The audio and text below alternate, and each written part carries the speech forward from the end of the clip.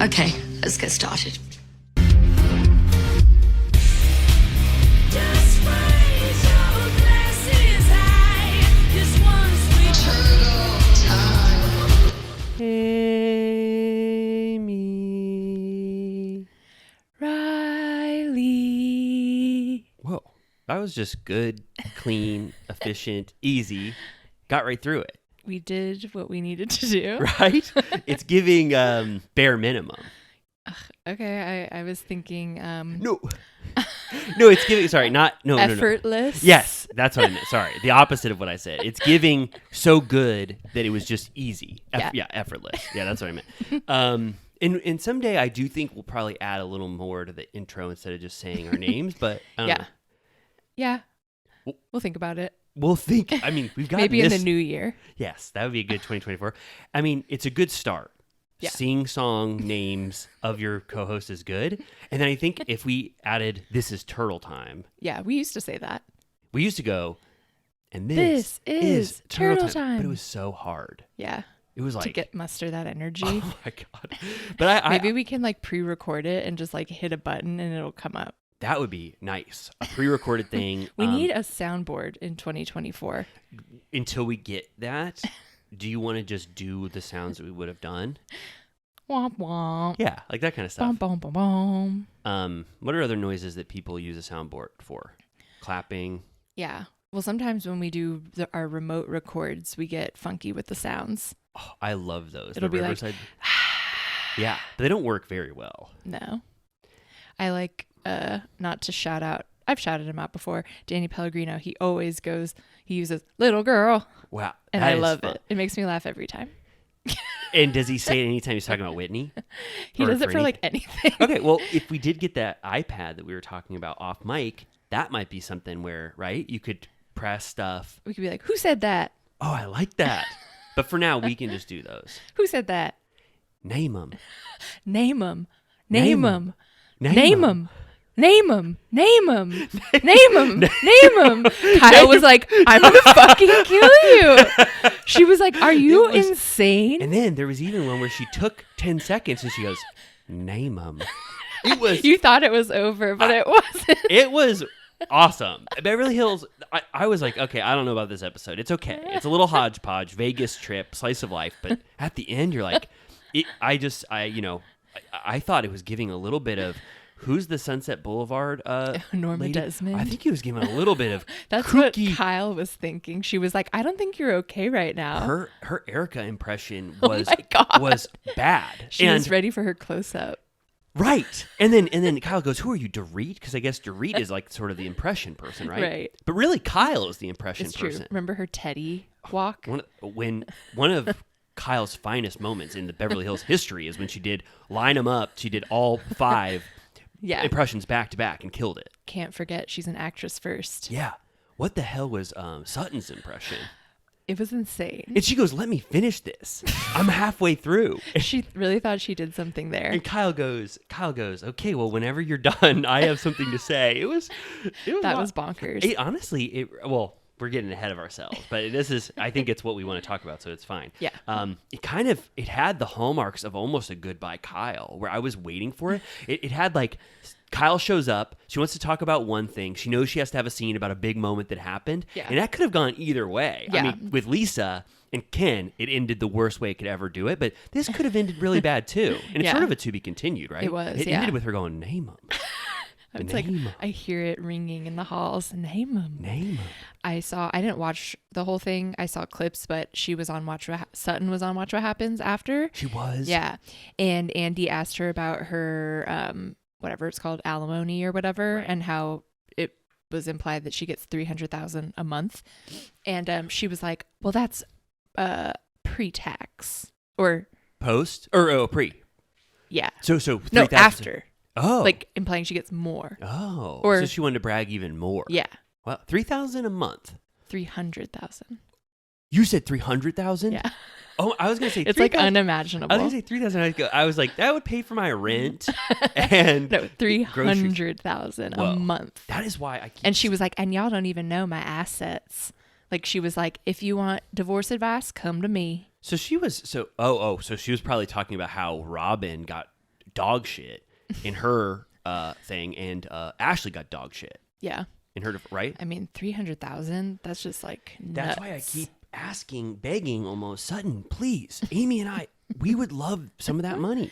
Yeah, just like a monthly debit. How about $5,000 each a month? That's 10,000. That's less than, I don't know math at all, but less than, it's a small fraction of what she's Yeah, getting. like what if we just like offered to like walk her dogs? I would walk her dogs. I would be the best, well, you and me, the best dog walker Like, she's hang out with ever her had. cat. Yeah, and my experience with dogs now, you know what I'm going through with George Michael. I Yeah. mean, he's like late in He's life, an old man. 18 years old. He requires a lot of care. I would give about almost 75% of that dedication to one of. We saw Sutton's dog. Yeah, she has a bunch. She had like definitely a lab, and then maybe like a husky, and then there might have been one more, and then a cat. Do you? So I'll just say my opinion before I ask you. But I like this Avi guy who we've never seen before in our life, and it seems like he's now Sutton's partner in crime, and he's in Yeah. every single scene. He's kind of like giving Butler. It's like old school Bravo. There used to always be like funny help. But he came out of nowhere, right? Yeah, You've never totally. seen him before. I don't think so. They that Jennifer Tilly scene where they were really milking it, Yeah. and she's trying to make it a thing. Like she gives him a lot of shit on camera. You Yeah, know? I mean, I like the rapport, even no matter how performative it is. But do you like Avi? Yeah, it's fun. I like the one where he got scared of Sutton. He started like scurrying away because he knew she was going to yell at him about the because closet. of her pants Yeah, that she ended up not needing to wear. I was a huge Sutton defender, and I've loved Sutton. I think she's one of the best cast members and casting decisions they've ever made. But she's sort of making me. She's testing my loyalty, right? Yeah, I mean she's always been a kook. Yeah, I wish that Kyle could have come up know. with one or two more examples. I know. She goes Lake Tahoe. The ugly leather pants thing, that's one of the most iconic things she's ever said. And that wasn't unnecessary, that freak out. That was well earned. What was it about again? Crystal was saying that I think it was something about Crystal saying that Sutton abused her, or what was the word? Violated Right. her when she saw her naked when she went to go give her a Right, sweater and there's back. also something where the girls went in on a birthday gift for Crystal, and Sutton wasn't like invited to Yes. participate, and so then Yes. she like freaked the fuck out. Yes. Crystal just made it her want to take Sutton down. That was her agenda for 2 seasons. I'm surprised they were able to get past it because that took a lot of forgiveness on Sutton's end, because Crystal accused Sutton of saying like dark, evil things in the hot tub. You remember? Like a lot of like suspicious stuff. Yeah. So I'm surprised that, oh man, the lighting in here. Moody. Woo, we got a little dark in here. But yeah, Crystal was back to not speaking nonverbal on this episode. She was giving nonverbal. Her scene with Erica, she got her own scene, just a one-on-one to like prod Erica and talk about it, and it just doesn't culminate in anything. Right. I could talk about this all day, but we're just actually talking about the whole episode now. So You're right. should we do our Yeah. bits at the top? I think it was just so hot off the presses. Hot. That would be a button. Hot. It was hot off the presses that I wanted to talk about with you, but yeah, let's talk about it in its proper time. Little girl. Yeah. So we had a little bit of news, but I will say there's a dearth of news post BravoCon, and I feel like there's been a dearth of us post BravoCon too, where we're trying to like Our spirit. Yeah, but now I feel officially we're turning a new leaf. BravoCon is officially in the rear view. Last week we were just post, like we were still in the throes of it. Totally. So this is like, now it's over. It's officially over. I want to say first off, just a quick plug, which is that Amy and I talked about our full BravoCon experience, a 2-hour recap of everything we did. And then to double down on it, to make sure there was no lies detected in anything we said, we put a full 45-minute vlog up on our Patreon that corroborates almost every single thing we said. Yeah, video footage that I'm afraid to watch because, as I said on the Patreon episode, I was unencumbered by alcohol. Yeah, but even you unencumbered, I typically would, be extremely judgmental of anyone, but you did not stray very far from your persona.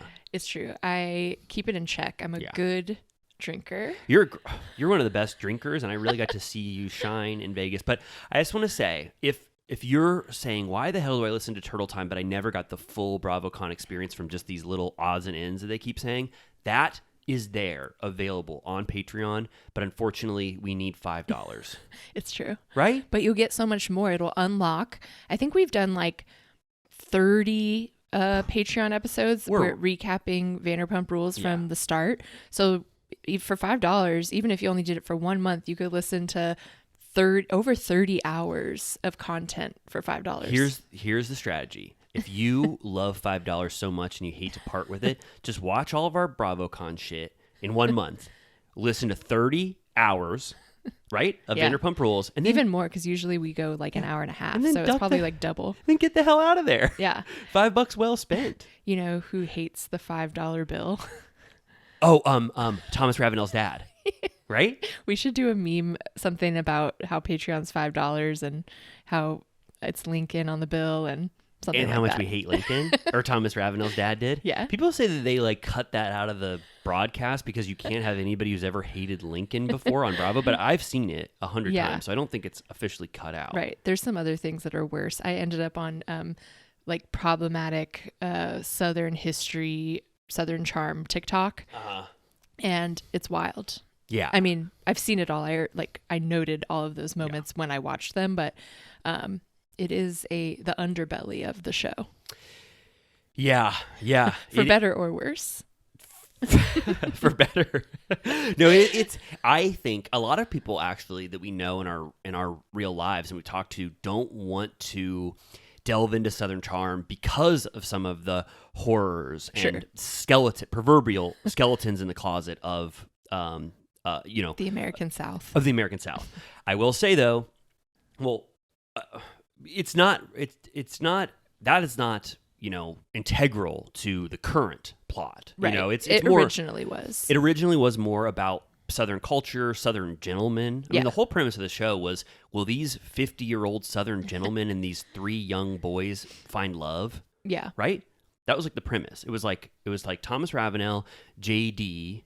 Oh God, yeah. Right? And then it was Shep, finding a suitor for Shep, and then Craig relationship. Relationship. But anyway, it's still, I think it's still notable to see that sort of culture that is so different from anything I've ever known in my life. Yeah. And the stuff they talk about, it's just like, I've never seen anything like that before. Culturally, it's interesting. Totally. And they do delve into their horrible past. Yeah. Yeah. I mean, it's because you can watch it with knowing the horrors of our country's past, and that doesn't make it untrue. Yeah. You know what I mean? Like Yeah. it's just reality. Yeah, get some reality in your life. And and they are a vibrant cast, and we're going to talk about Southern Charm because I think we've already said Southern Charm is just like the best it's ever been right now. I mean, popping off. Yeah. They are just so fun. Yeah. I love spending time with them. So before I guess we go into Southern Charm, did you want to talk about some of that? What was that little Vanderpump Rules news that we were going to talk about? What? Okay, so Kristen Doute, what was she on? I can never keep Her track own- of. her It was own her podcast. own. Okay. So Sex and Love with My Boyfriend. It's Kristen Doute and her new boyfriend. Has that always been what her podcast was? Yeah, well, I can't Yes. keep track of these people's podcasts. it's called Sex and Love, and I think it started pre Sandoval, but post Kristen's cancellation. When she started to resurge, is that a word? When she started to come back resurface into society. But then with Sandoval, obviously the microscope was now on that, anything that any other cast member said. So it got a lot of like clout. But originally the premise was not to talk about Vanderpump Rules. It was to talk about, it was like more like, listen to my thoughts on love.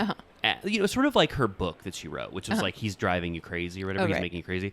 So then though, now I think post Sandoval, she realizes that all of her numbers probably triple or 10 times better when she talks about Vanderpump Rules. Yeah. So now that's basically the focus. And she's doing sort of a rival recap series to our recap series. Oh, is she really going like beat by beat? She does like 2 episodes at a time, and they're like 45 minutes long total. Oh, wow. So she really, I'd say she doesn't do a deep dive, but it's more her high level thoughts.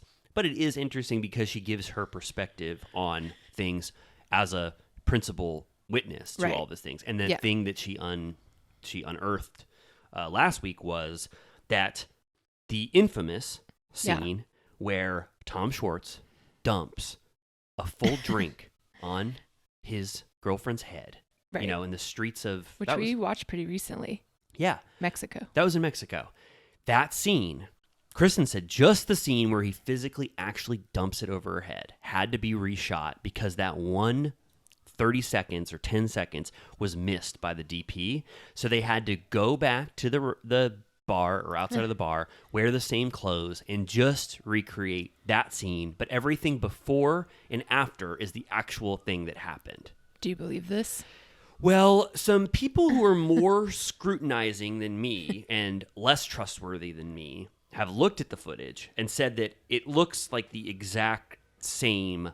All of the background is the exact same consistently throughout the entire scene. So, like, there's the same white car in the background. Did you see this too? It's like, Yeah. But then, I mean, one could say that maybe they did their due diligence to match it, like figured out a way to.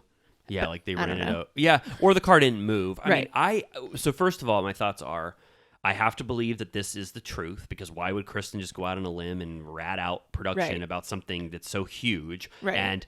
and remove a lot of the mystery of filming? I feel like this had to have happened, but I think now we have to wonder how much of the scene was actually reshot. Right. You know, I like, mean, but it's also like, I mean, that is a borderline reality reckoning behavior to make a man re-dump a drink on his girlfriend again damn, don't tell and make her Bethany. endure that.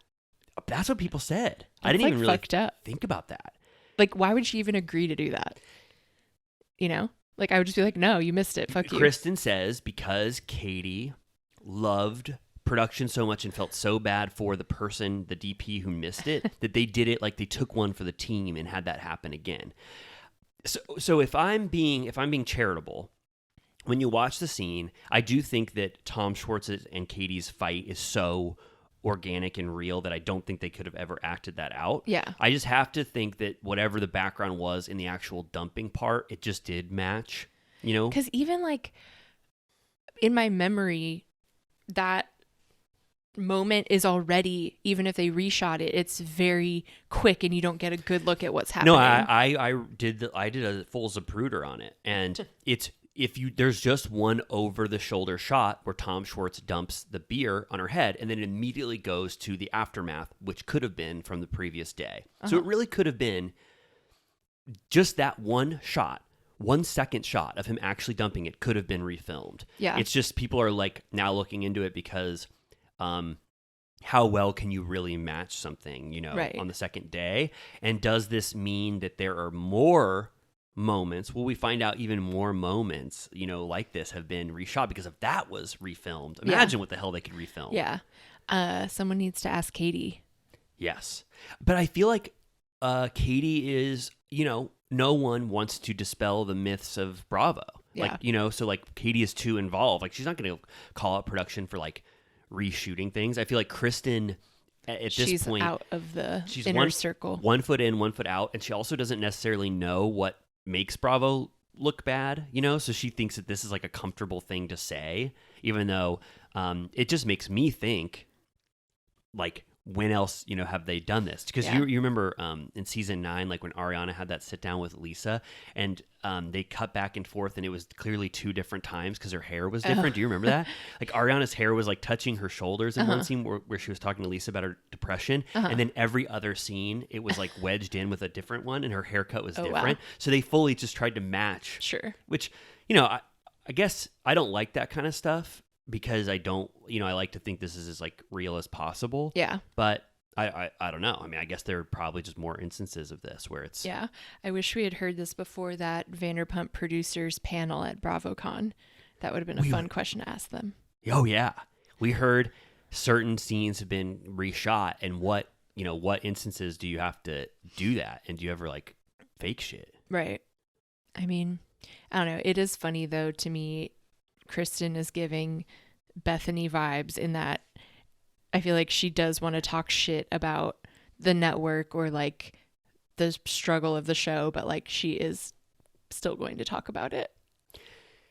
Yeah, you mean like, so this is a way to comment on Bravo, but also still be embraced by Bravo in a way. Yeah, it's just like, I don't know. It's funny to me when like people that have, I mean, I know she had to leave. She did not leave by choice, but I feel like she acts like she would have no interest in returning and maybe we'll do that other show or whatever. But like at the same time is definitely going to profit off of her experience and keep talking about it. I just think it's funny when people like exiled people still make it their business. Yeah. And but they definitely, you know, they gave the olive branch back to her for her to, you know, still have the Bravo experience. Like she went to BravoCon, Sure. she has a show. But when are they going to talk about that show? I don't know. That show, I can't even imagine 1 minute of what it's going to be like, because I feel like there's a whole cast that filmed that we don't even know. It's like Jax and Brittany's real friends in their life and like Kristen's friends. Like there's going to be more new, it's going to be like Winter House where new cast members I think are going to be tried in this new environment to see how they interact with Jax and Brittany and Kristen. But I just can't imagine what that show is going to be like. I know. Did you see that karaoke night, the footage from their karaoke night at Jax's Studio City on Monday? I saw a little bit of it. What did you think? Looked fun. Oh yeah, you should go. I went once. You did? To karaoke? No, not to karaoke, just to Jax's Studio City. Jax and Brittany were recording the people singing, and Brittany had her flash on the whole time. That's sweet. It didn't look like overly packed. No. Yeah. I considered it, but on a Monday, I know. still tired. I considered it too, but it was too much. Sherman Oaks, I mean, I love far. it, but it's just, it's far Quite for us. far. Was there any other? What else was going on? we had more. There was more. One last Vanderpump Rules thing. You sent me something that I thought was provocative and got my wheels turning. Okay. It was comments by Bravo where people highlight when Bravo celebrities comment on something, on Instagram or whatever. And you sent it to me, and it was like someone was saying to an E! News article that like they predict that the audience immediately for Vanderpump Rules season 11 is going to turn on Ariana and like brace Sandoval within like a few episodes. Yeah. And then Ariana commented and said, it wouldn't surprise me in the least if that's the audience reaction, right? It was something like that. Yeah. And I just think like, I think there's going to be some huge revelation in the first few episodes that is going to divide the fan base, right? Because I mean, the fact that Ariana is like predicting this will happen. I mean, first of all, it makes me think that she doesn't have the best impression of the viewers of Vanderpump Rules to think that they're all going to like abandon her immediately once they hear some, revelation from Tom Sandoval. But also like what will there be? What could Tom Sandoval say at this point that would like rally people back? Right. I mean, I hope she's not just being, depressing and being like, yeah, they probably will side with the man. It might just be that. You think? Yeah.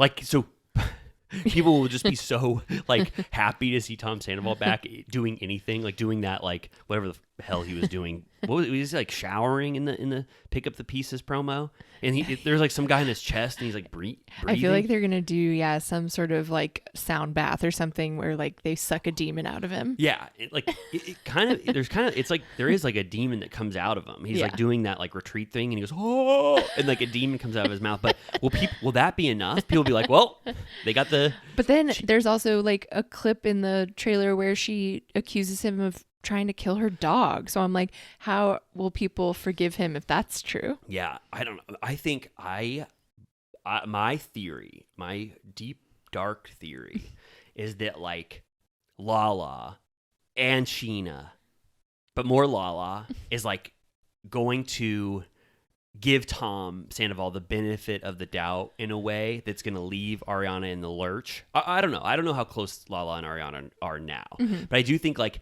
whoever gives Sandoval the olive branch is going to be like the audience surrogate, and whatever rationale they use is going to get 40% of the audience or some arbitrary number to like use that as a bridge to also get back to Sandoval, whatever their rationale is. Yeah.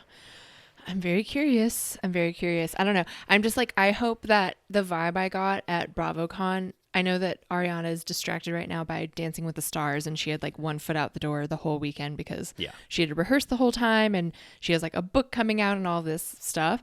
But I got the vibe. I mean, did you see that video of someone kept the camera on her while they played the clip, the trailer for the first time, and she's like making crazy faces the whole time. She's like rolling her eyes, like making like barf faces, like she's just like ugh, like hates it, like hates everything about it. Hates everything about the teaser. Yeah.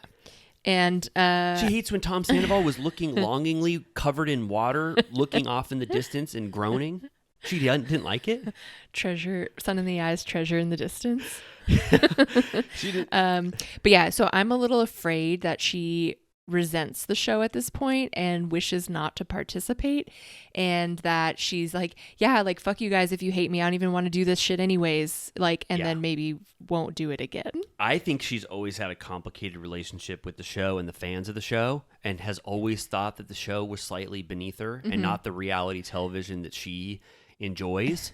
So, and then she got embraced by this entire fandom, so it's like, oh wait, no, like they love me now, like now I should embrace the show, but maybe still the inner workings of the show and everything it illuminates is like too much for her. Yeah. I want to see that clip of her barfing and rolling her eyes. I'll show you. Because that teaser was...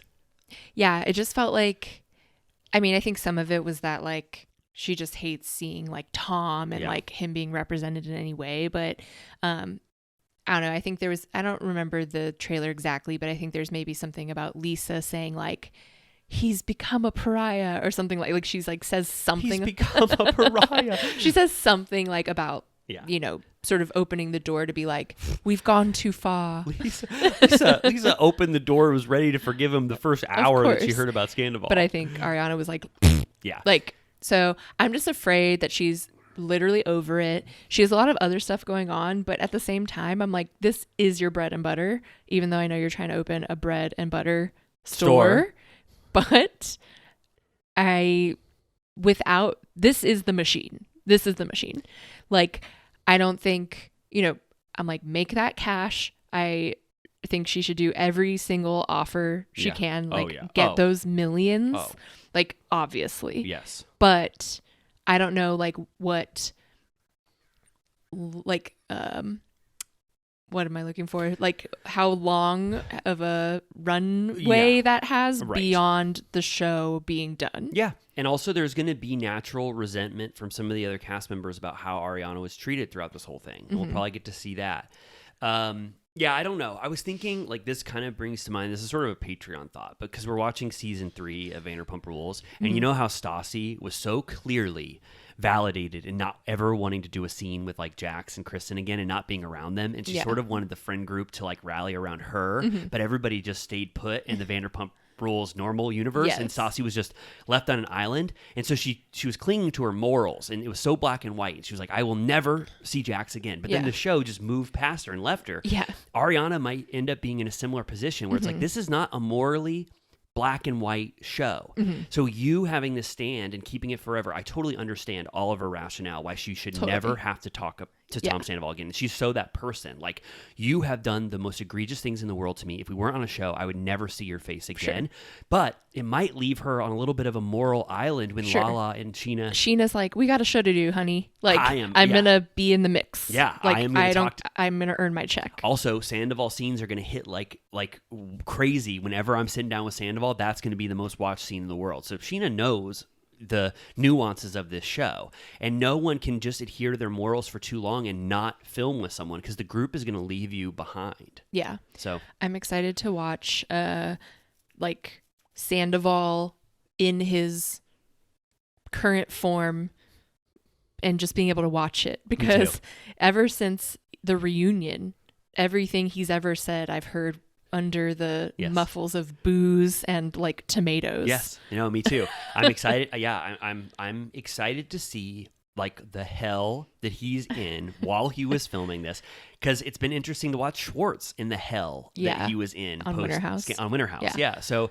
when did they start filming the new season? They finished in September, but when did they start? Like July or June? I guess that's when it usually is. Yeah, it already feels like I remember every minute when they started to film, but now it already feels like so in the Yeah. rear view. So that'll be. I hope it doesn't feel like old.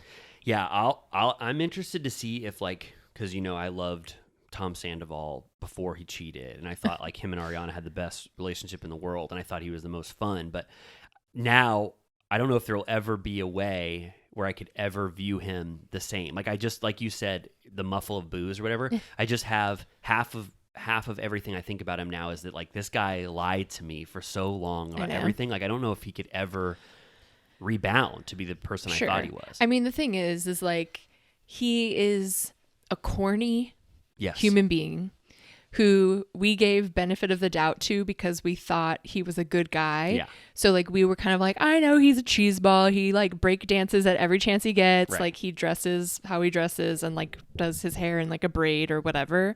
But you're like, but he's Sandoval, like whatever. And now you're like, oh God, like he's bad in every way. Yeah. But as you know, I will be able to enjoy some version. No, me too. Like that's what I'm here for. I don't. People need to take a damn chill pill. Right.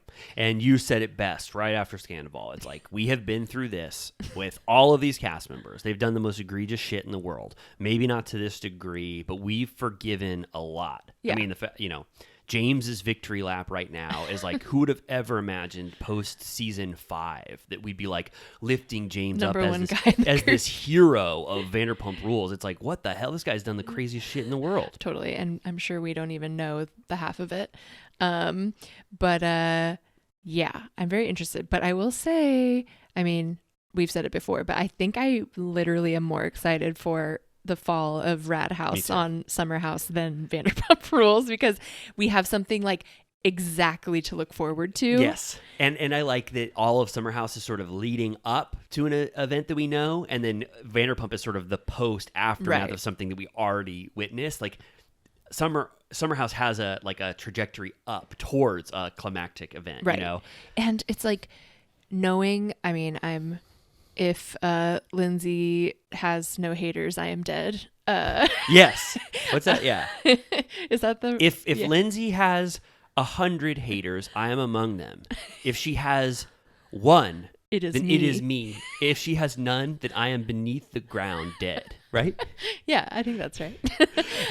Also, I mean, I don't know if we've ever said this on mic, but the Lindsay fervor that there was, maybe we already did talk about this, the Lindsay fervor of like anti-Carl, I can't believe he did this, Lindsay must have been blindsided, team Lindsay, it feels like that is almost fully gone, and now everyone accepts it. What the hell did Lindsay do? Well, now I can't fucking wait because it's all going to be on camera and it's going to be extremely clear that there were red flags planted along the beach all the way since their engagement. Don't go against Carl.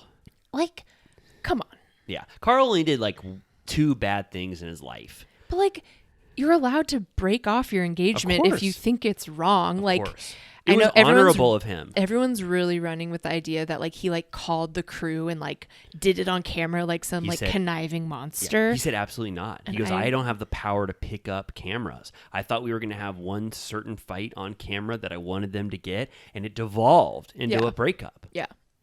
I think we're going to all be vindicated. I think it's going to be very clear that they shouldn't be getting married. Yeah. And like, if you realize you don't want to marry someone, she keeps being like, the week before it was still on, like 2 weeks before I was fitting my dress. I'm like, yeah, because you hadn't broken up yet. Like, if you need to call off your wedding the day before the wedding, you should fucking do it. Yeah, totally. And she's, right. It's like, when would have been the best time? He got to a point where he didn't want to do this anymore, and he had to do it. And what's he going to do? Go through with everything and be like, we're divorcing right after? Yeah, like get an annulment. She wants blindside to happen, and that's going to be the true question. Yeah. Was this a blindside? I know, and like, apparently what she was saying at BravoCon was like, or she said this in the article, the Us Weekly thing, that like she's living alone in their $13,000 a month apartment, and basically like he has to still pay as like revenge, or like as like because of everything he put her through and all the expenses of the wedding and everything. Yeah. And like a lot of people are like, yes, queen, and I'm like, that's just like fucking weird. Like, what? Yeah. Like, he's not rich. Right. It sucks for Carl. He's going to get rich, though, again. non-alcoholic brand. I love that he's back with Me Loverboy. too. It's like he's just like, sorry, the Lindsay era, she made me quit my job because she said I wasn't respected, and he like took her advice. He's like, no, I'm going back to Loverboy. And they're gonna make a role for me that is more appropriate, and I'm gonna kill it. And then he can like tour the country promoting non-alcoholic. Yeah. Like I love that. Carl, I was just gonna say, Carl's only done 2 things wrong.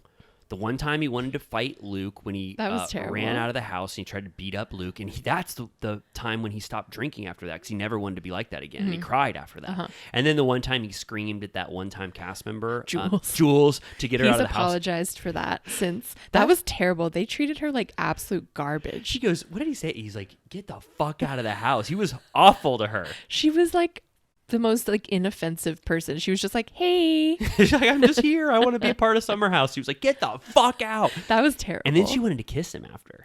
He treated her so bad. Yeah, I'll never understand exactly what she did and what Luke did. Like why Luke irks people so badly, I don't understand. Remember when Amanda was like, I hate him? Yeah, I didn't like the reaction to Luke. He just seemed like someone who he couldn't read a cue to save his goddamn life. Yeah. Signals and cues. And he, but whatever. Yeah, I don't find Luke to be that, as offensive as everyone found him. We will get to this, but were you surprised that Amanda was so obsessed with Corey on this week's episode? I was. I don't like that. And I wanted to talk to you about this. I go, do I have to like Corey more because of how much Amanda likes him? She was like, since the day I met you, I've been obsessed with you. Since the day you met him, when he showed up to Winter House in season 2, standing on the table in a loincloth, breaking glasses, you loved him. He's awful. It doesn't seem like that would be Amanda's vibe. He was nice in person, right? When you met him? He was so nice to us. he was one of the nicest people in the world. But he's like the embodiment of like his style is the Ken in the fur coat. Totally. Like he is that I think version of a man. Yeah, I think we talked about that. Like he's like karate. Totally. He is a certain type of guy personified. In this episode, he was like, I like fast cars. The faster, the better. And I was like, okay, yeah, you seem like a guy who would say I like fast cars. It's just like, Yeah, it's kind of just like all of the classic talking points. Fast cars, Fear and Loathing in Las Vegas, poster in his dorm room. He's like, I like steak. Steak and potatoes. And I'll maybe try a little bit of salad, but I don't like it. Rod's like comes in, he's like, fuck salad. Fuck salad. Rod's he's interesting, but I can't believe this salad crusade he's on. It's weird. It's almost like a phobia. It is. It's giving full-blown salad phobia. It's like the Maury episodes when they would be like, I'm scared of pickles, and they would run out with a tray of pickles, and they'd be like, no! I would love. We should have. If we would have known this salad phobia, I would have tried to see if on camera at BravoCon we could have convinced him to eat a salad, a Rhythm and Riff salad. Oh God, I wouldn't want that. I like that we're peppering in all of our thoughts about news has to end, right? We clearly want to talk about the show. News must end. There was no news. That wasn't news that we talked about. It's true. It's not. So let's wrap up news. 40 minutes of news. That was almost too long for what we did. Yeah. And then get into Southern Charm, right? Yeah. Do you have to piss your brains out first, or do you want to? I can make it through. Me too. Let's give the high level 30-minute or less treatment of Southern Charm, because I think that's what it's owed. Strange bedfellows. Strange bedfellows. This was a good episode. This was a great episode. The Strange Bedfellows. I'll just say it. It was Shep and Taylor. Yeah. Didn't you feel like Strange Bedfellows is something Shep would say? Yes. Everyone, Shep's language is so strong, and the phrases he says are so unique that everyone eventually ends up saying a Shepism at some point. I think even Olivia quotes, I forget what she said, but she says some phrase, and she's like, to quote Shep. Oh, yeah. Like Shep's language permeates all all of them, because Totally. he's just he's got a way with words. He does. He's he reads books. He does those things where word of the day. Yeah. Things. I mean, you got to give it to him. In this instance, you must. Okay, so we are back at Taylor's family home. They do like a breakfast prayer. Yes. And then it's revealed Olivia's coming. Olivia calls her mom on the way. And then we check in back at Shep's place and we see Austin's getting ready. And they do a quick pan over to his like DOP kit, his, cosmetics bag. Yeah. And he has a Polaroid of him and Olivia in bed. Was it in bed? I think so. And They were she's like kiss- snuggled. She's kissing him on the They're cheek. like laughing. What has compelled him to keep this photo of him and Olivia in his DOP kit? It was like a movie. Like I was like, it's crazy that you like have this picture in the first place. Secondly, that you like brought it with you. And third, that you put it somewhere where it can be seen. It was very much displayed. Yes. Do you think Austin, in his own way, is trying to highlight that Olivia meant more to him than she possibly did at the time? Yeah. It definitely felt like he was planting evidence. Yeah. Because there's no way that was random. He's overly performative. When he also checked in on Olivia right the minute Rod left, I was like, you didn't need to do that. You didn't say anything. You just want to highlight the fact that you and Olivia are in the same room, and you know that the audience wants to see you two interact. Yeah. To bring a Sex and the City reference in, as good. I always will do You when it have hits to. my mind. In an early seasons when Carrie is with Big, he like won't give her a key. He won't give her like a drawer. Like he's like, be on your way. Like she spends the night all the time, but like can't leave her shit there. And she's getting pissed off about it. But then at one point she opens, I think it is his bathroom drawer, which is also weird.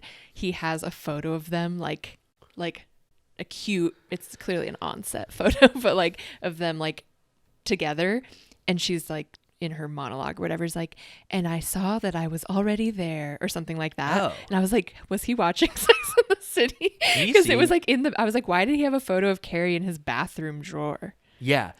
So she takes that as validation that Mr. Big Cares. secretly loves her, Yeah. even though he won't let her have any of her shit at his place, right? Yeah. He's like, get the fuck out. Do the walk of shame. Bye. And she always has to.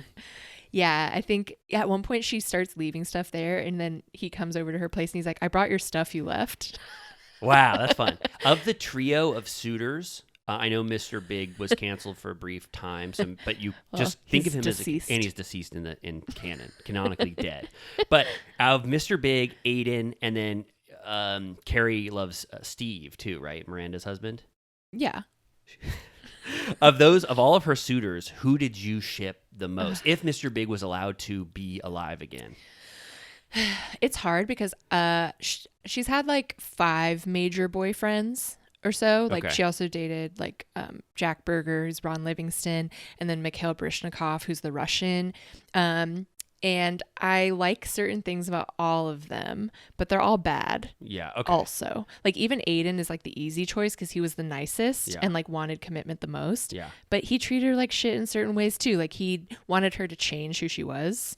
So That's Aiden for you. it's hard. I have an aversion to that Aiden guy because that actor, John Corbett. John Corbett, I'm going to speak ill of him. He said when the Sex and the City reboot happened, he said, I'm going to be in season 1, so look out for me. I can't wait to be a part of it. And the producer had to say he's not in season 1. I don't know why the hell he was said being that. a little stinker. He was being a stinker, basically making the fan reaction happen so that he would be included. Isn't that wild? I've never was seen an actor weird. do that before. Yeah. That's horrible of him. John Corbett, for shame on you. Actors can't say they're a part of a production and then just get cast. He's chilling. He like lives on a ranch with Bo Derek. He wasn't chilling when he said, I'm going to be in season 1 of, and just like that. Well, his plot line on season 2 was very bleak. So It was.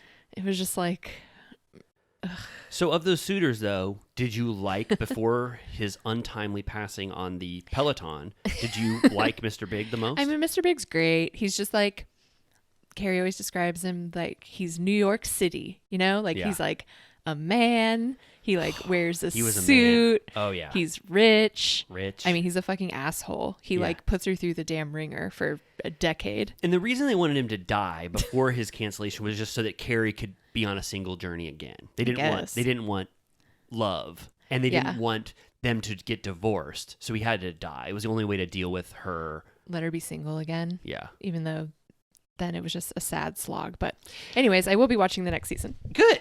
So, yeah. Okay. So, sorry. So Taylor and Olivia have a okay, oh, we were talking about the Doute kit, but whatever, we talked about that. Yeah. It's a little suspicious that Austin had that for the camera to pick up, Right. to sort of highlight that, hey, it's going to be a big deal when Olivia comes to the North Carolina cabin because of our past relationship. Yeah. But first, before that, just to get out of the way, Olivia goes to the beautiful home of Taylor, their cabin. They have like this sort of, what's that called? Pleasantville type family. It's like, I've never seen a family like it. Yeah. It's like very religious. very religious. Every single sentence they say is in worship of Yeah. God, Yeah. the Christian God. Did you like that pillow they had that said, "Heaven feels a little bit closer when you are at a lake house," or something like that? I love that, and I didn't want to spoil it, but I got you that pillow for Christmas. Yes. We'll put it right Heaven here. feels a little bit closer when you're living in a lake house. I feel like those scenes have one of the worst things in them, knowing that this beautiful family that is so happy and seemingly, close knit is going to have this like horrible thing. I can't remember an instance of a Bravo show that had that in it, where Yeah. you know that like in 6 months they're talking about Olivia's grief and like how she's going through this, and little do they know this thing is going to happen to them. It's like horrible. it's horrible. Yeah. No, it's so upsetting. So then Olivia comes and she's planning to stay, it seems. I know, she brings all her shit. She goes, God, look how much stuff I brought. I I brought know. an Elvis magazine, Yes. right? She's like obsessed. Yeah, and I don't know if we talked about it last week, but there are a lot of Elvis-coded things in Olivia's life. First of all, she said Whitney was dressed like Elvis. Yeah. She wears her TCB necklace, taking care of business. Right. She keeps singing Suspicious Minds under her breath whenever she sees Austin and Taylor. Yeah. Is And that then a song, Suspicious Minds? Yeah. Okay. And then she shows up and she has like a vintage, they blur it, but she has like a vintage Elvis magazine. What was she going to do with that? I don't know. Elvis? She's like reading it, like just like Do you think so? Oh, you know what? This is it. She saw Elvis, the Baz Luhrmann. the Baz Luhrmann film. She got Elvis pilled, and this is post Elvis, and Olivia just wants to know more about him. Do you think she saw Priscilla yet? In this world, yes. We should ask her in We current should. time, because I think you and At I. Olivia, have you seen at Priscilla? I think you and I are the only podcast that knows that she's Elvis pilled. Yeah, do people realize? No, guys. We should make a fan cam. Yeah, all the things, her referencing Elvis, and then can we set it to Suspicious Minds? Yeah. Please? Let's do it. Anyway, so then Taylor's mom goes, Olivia, I love you more than life. Just so you know, God comforts the brokenhearted. And it's like so sweet. I couldn't tell who cried first. They both cry Yeah. instantly upon seeing her. We also see more. Like, if you thought this Taylor-Olivia friendship was fucking fake and for the cameras, it's not.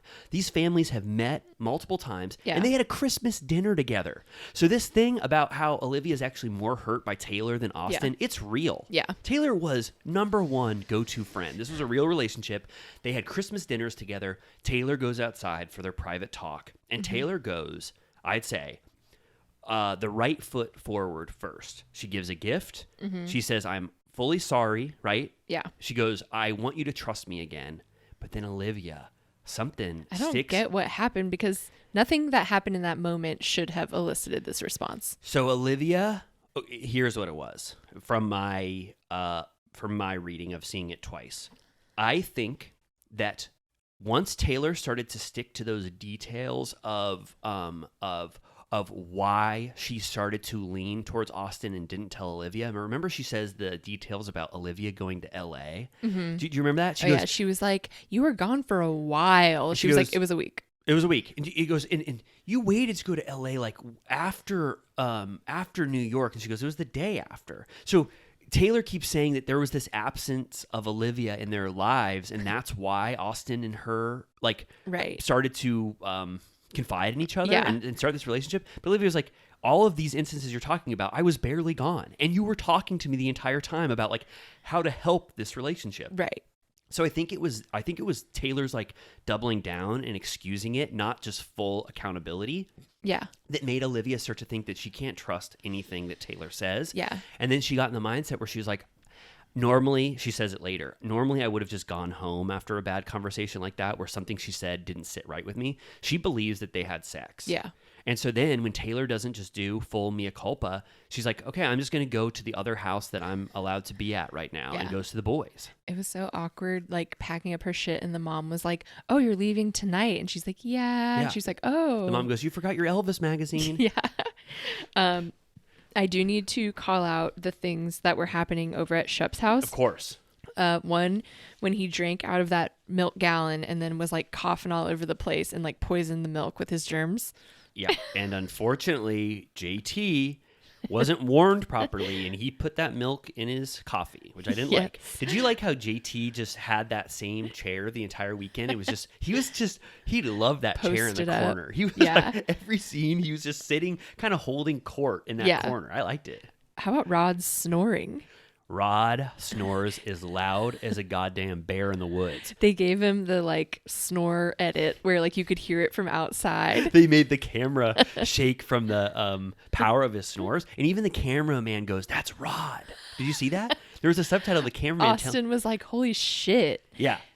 Little Craig seems like he's having a blast also, had to say. Little Craig loves being with the boys in this cabin. Right? And then not a lot happens except they're so hungover, right? And I also noticed that Shep's, what's it called? His patience for JT is very limited. JT starts to ask, like, what can we wear to fly fishing? And Shep's like, dude, it's not that complicated. Just wear whatever you want. Like, I feel like he's annoyed by And then, JT. of course, he fucks it up completely and ends up filling his entire suit with water. Yeah.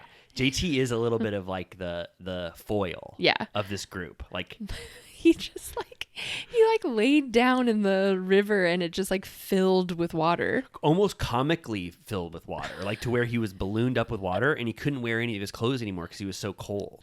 And he had to buy a shirt from that vineyard. That winery, So fly fishing was okay. It was just fun to see them do that, right? That was the first thing they do in the morning. They get up, fly fishing. They use it as an opportunity to talk about Craig's relationship with Paige, which I'm sort of over talking about that. I don't need to hear any more about Craig and Paige. Like, right. You know what I mean? Yeah. They're going to work through this. It's not that He hard. said his biological clock is ticking. Yeah. I mean, he obviously is more family oriented right now than Paige, but he's not going to give up Paige so that he can have a kid 2 years earlier than she wants. I don't like that he even said that.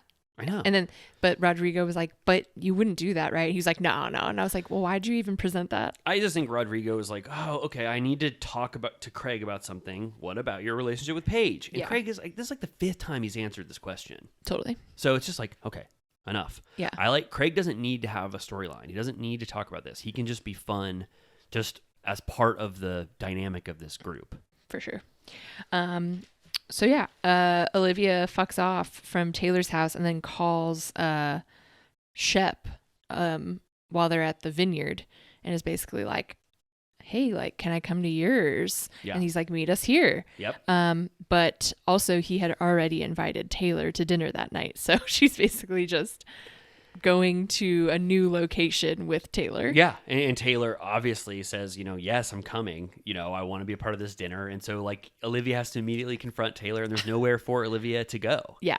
Was there anything that happened in the vineyard before they go back to the ride? Because I'm going to talk about Rod and Olivia's ride back. Well, when Olivia calls, Austin's like, oh, the turbulence of my actions. And then Craig is like, you guys, Austin and Shep are you're built different. Like, this doesn't happen to other people. And Shep's like, yeah, that's because we're dirt bags. Right. They all laugh. I was like, I mean, at least when Austin came in on the show, he was sort of a Shep 2.0, a little more dulled version of Shep. That's why they're kind of always going to be nemesis. Yeah. And not to spoil, but Shep says these deep feelings about Austin later when he's drunk. How he really feels. Yeah. So yeah, Rod was super cringe and so let's just talk about all instances of Rod now. So Rod decides, I can't tell on the line of what Rod thinks he's supposed to do for good entertainment on camera versus what he's actually compelled to do as a person who really likes someone and wants to try to do things. I can't tell where he falls, but he immediately has to go. He wants to ride back with Olivia. And I feel like Olivia at this point does not want anything to do with Rod. No, she's like, sure. And it's almost like, if you guys were dating or even in a good place at all, you would have been the bridge to hang out. You would have been in the same room together potentially. Like, you guys are barely a thing at this point. No, like not at all. So it makes then ultimately when he goes in, Austin is now being more outspoken in how he feels about this relationship, which is very funny because he's like, I've seen more chemistry in my 10th grade chemistry class than Rod and Olivia have. Yeah. And then they go to this dead silence in the car. They're just chewing gum in silence. And he's like, have you been to this house before? And she goes, no. He goes, so what are you going to do when Taylor gets here? And she goes, I don't know. Like, she doesn't want to talk about anything with him. It's a nightmare. Yeah, it's bad. I've been wrong so many times, but I was really wrong about the Olivia and Rod chemistry. I don't know what the hell I was thinking because it's completely DOA. You were like, but he got her gluten-free bread. I go, that kiss was electric. I was like, I don't know. Yeah, you were right. I just have to say it. I was wrong as hell. Olivia does not like Rod, and then he does. I mean, can we just say it now, or you want to say it in the course of events? What did he do? So he has a sit down with. Right. I think we can just talk about it because yeah. nothing else relates to this. So Rod goes, okay, I'm gonna do it.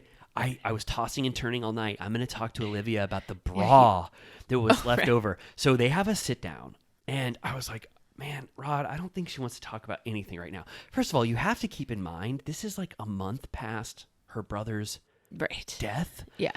I don't think she wants to think about relationships or anything right now, or about leaving a bra at someone's house. I know. He like fully pulls her aside. Yeah. And he goes, she goes, is this going to be about the bra that I left at Austin's? You're going to talk to me about that right now? And he goes, yes, I am. And he goes, just so you know, I'm really interested in you, and I don't think we should be seeing other people, so I would like to be exclusive. Insane. They've been on like one lunch date. Exclusive. Like, it just came out of nowhere. It's like Psycho. It's read the room, Rod. He definitely needed to read the room. It's giving Southern gentlemen to your detriment, where you think this is the proper way to proceed. Like, I think obviously this would have felt more organic if you guys were doing better and had more dates. Right. The timing is not right, and you guys don't even seem like you're even partially dating. No. So it was ill-timed, and I want to give him some benefit of the doubt to maybe he thought all of his impulses are heightened by being on the show. Yeah. You know? I do like, I mean, kind of spoiler, but I like that it just appears that she always takes her bra off everywhere she goes. Yeah, she took it off again. Yeah. Yeah, and so she says that she got uncomfortable, just like Austin said, while watching Just Married. Yes. The rom-com Just Married, and when he goes, you know, what do you want to do with your pink bra that you left draped over the ottoman? She said, throw it away. Why throw it away? She doesn't like. Bras are expensive. I didn't know that, but she said it was an uncomfortable bra. Okay. And then but she didn't talk about kissing him on the chest. No. Yeah, Rod took an L on that one. He took a major L. I don't think he should have asked her to be exclusive, especially given what she's going through emotionally right now. And she gives him sort of the most eloquent, beautiful brush off in history. She goes, I am hesitant to be in a relationship. I mean, she could have just said, I don't want to think about dating anyone right now. Yeah. I'm sorry. But she gave him like a kind of a sweet put down. And then he's kind of just left with that. You know, it's like, okay, the Rod storyline with Olivia is over for now, for sure. Yeah. Thank God. Yeah. And then Austin pops into her and says whatever he said, like, it didn't add up to anything. He was sort of like, woe is me. He's like, oh, God, this is going to be a great night for me. Taylor and you here. You know, like, it's like, I don't know. Austin didn't really have a lot to do. Yeah, he was like, hope you guys resolve whatever the hell is going on with you guys. And she was like, I think you know. Yeah. Yeah, I think we talked about how Austin wants a little bit more of this dynamic for his own storyline than he's actually getting, because it's more about Taylor and Olivia than it is about him. Right. So he's almost like physically inserting himself and putting pictures of himself so you remember that Austin's the key figure in this. Right. Yeah. Did you also like when JT kept asking about the brownies, and then Shep tries to give him a brownie and he was like, I have diabetes, don't kill me.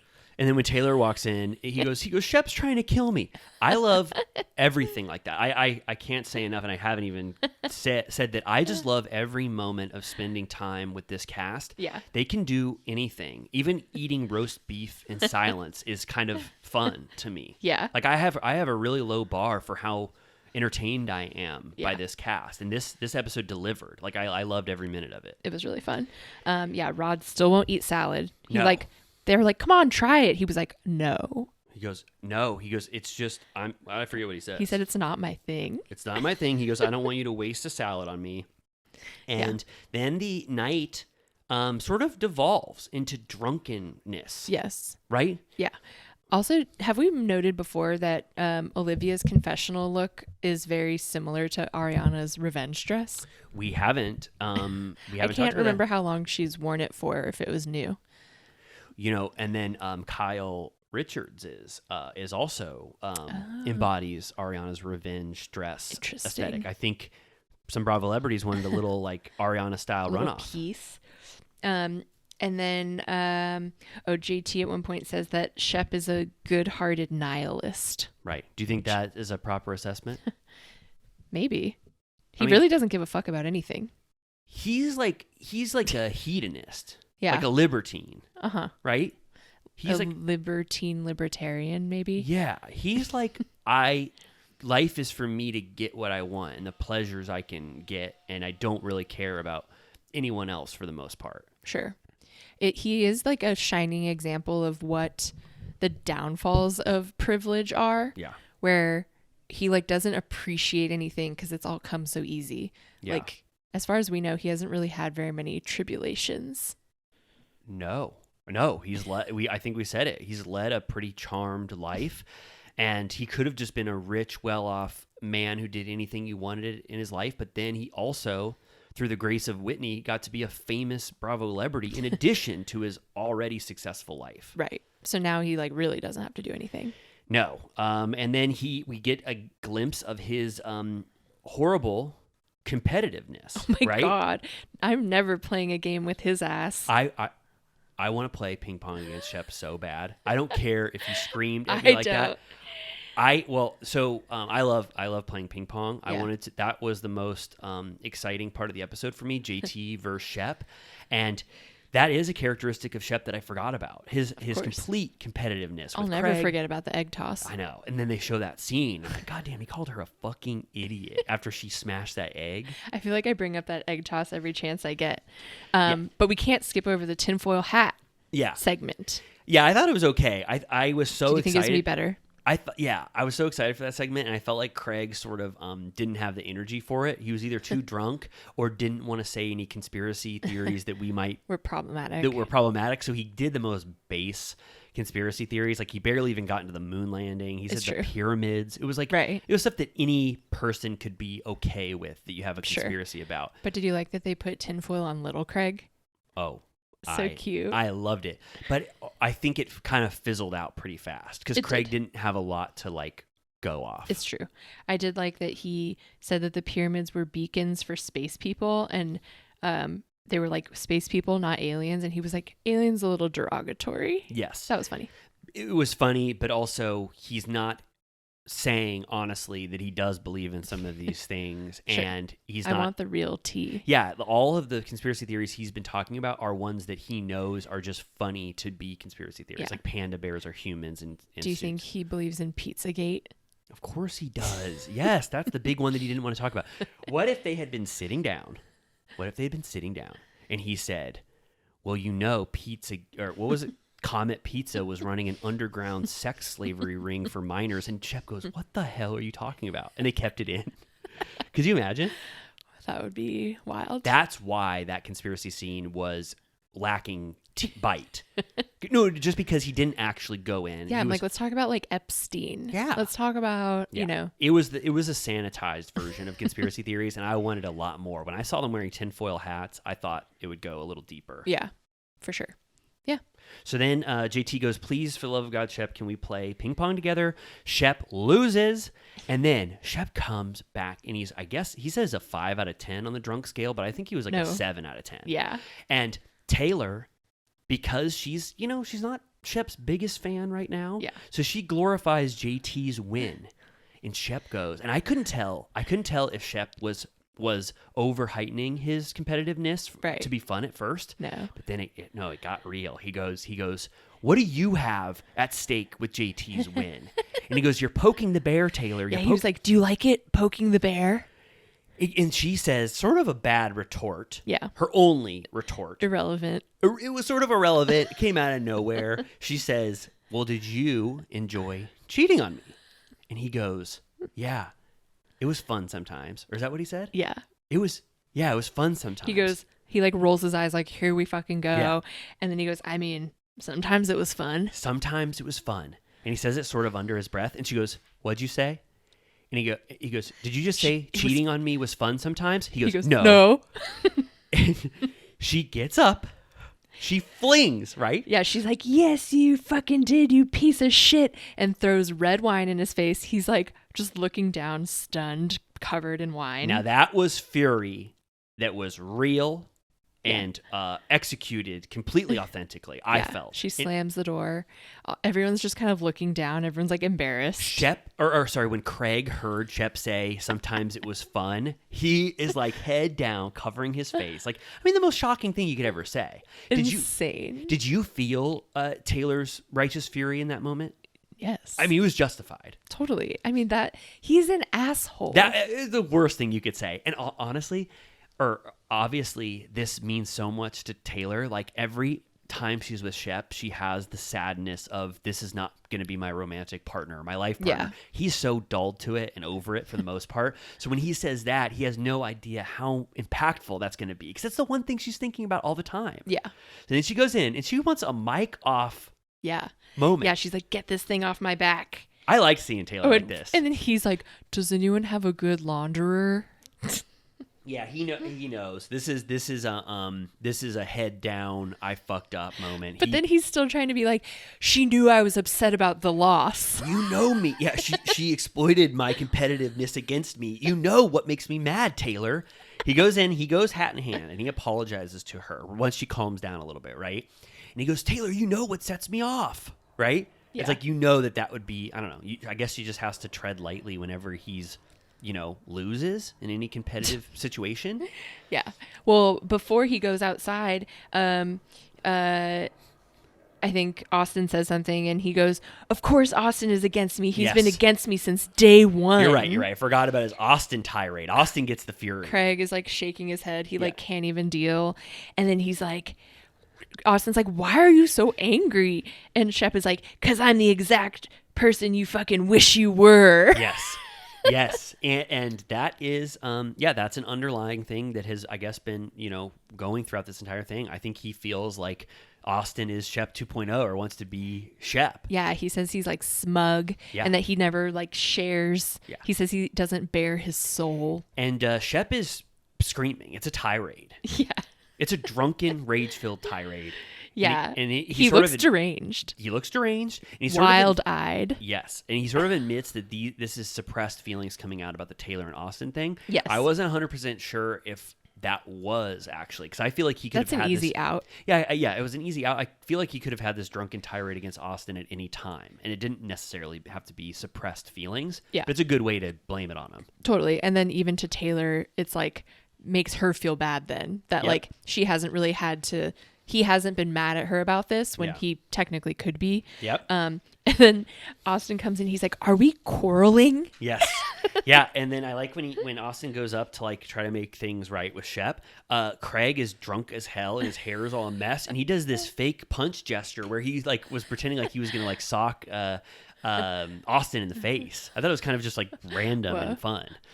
And then Shep goes, or Austin goes, I knew eventually you were going to have a rage-filled tirade against me, but I just didn't think it would be about this. So like Austin was like expecting this, and they sort of simmer pretty fast. Yeah.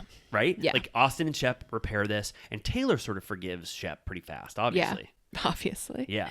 Yeah. So then is it the next morning. Yeah, so then we get a glimpse of next morning. It's like Christmas morning. Olivia's in like Christmas pajamas. She comes down. She's in a happy, fun mood. Yeah. And then she goes to the bathroom. They kind of, don't they try to make an excuse for her to go to the other bathroom? Like she's in a bathroom. She goes, oh, my stuff's in the other bathroom. So then she goes to the other bathroom and she finds the Polaroid. Yeah, and she goes like, interesting. Yeah, Southern Charm producers don't do that kind of stuff. Like, I just want unhinged, like ping pong and that kind of stuff. You don't need to fabricate reasons for why she needs to see this Polaroid. Like, Right. And then she walks by and is little Craig wants in the bedroom. So she like opens the door and then sees that Taylor is inside Shep's bed. yeah. And just to call Shep and Taylor out for a second, they said that Taylor just wanted to be close to little Craig.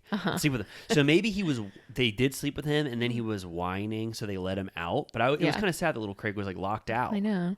But then when he eventually did get back in bed, it was so cute. Him in the middle, he was just like a pig and shit. He was giving such pig and shit vibes. It was so sweet. And then what happens? Olivia wants to tell the world. She like runs around. She's like, hear ye, hear ye. Wake up. The British are coming. Wake up. I want to tell the world that Shep and Taylor slept together again. Craig is telling Paige on the phone that they made love to each other for sure. He's like, they definitely had sex. Yeah. And then we get a glimpse of Taylor and Shep. And it's just like, Taylor goes, does it make you sad sleeping in bed with me when we can't truly be together? And he goes, does it make me sad? He has like no clue what she's talking about. Didn't he call her a kissing bandit? He goes, you were a little kissing bandit last night. So they totally made out and potentially made love. For sure. Where do you fall on that? They fucked. You think? Come on. Oh, so little Craig, they slept with him. There was so much kissing happened that little Craig had to kick the They curb. had to cover his eyes, put a little blindfold on him. Put a little blindfold on Craig. They made love. And then, I don't know. And they left him out there all night. Did that give post-coitus vibes to you? I mean, it was the morning. It was probably like 11 a.m. by that time. So they could have washed up, put on clothes, right? Yeah. What are the odds that Shep wouldn't try to go all the way? Yeah, I mean, I guess low. But also he was wasted, so. I'll just say, contrary to you, I'll say I don't think they had sex. Okay. I think they might have made out because Taylor, I don't know, maybe she just stops at making out a lot of the time. That's her thing. That's her thing. She's a Christian Bible bumper. Bible bonker. And Shep then at the end goes, you were the one who said you never wanted this to happen. So I was just like following your lead here. Right. So, and then Craig is kind of astute. He goes, backsliding to Shep is not the path to happiness for Right. Taylor. Which his righteous opinion. he goes, there's a lot of suppressed feelings going on right now. Right. It's like, I liked that. And then, Olivia made a joke like, who hooks up with their exes? Because she had recently done the same. Right. So. Interesting. Wait, when did she? Well, I guess she cuddled with Austin. Oh, or was she saying that they might have hooked up?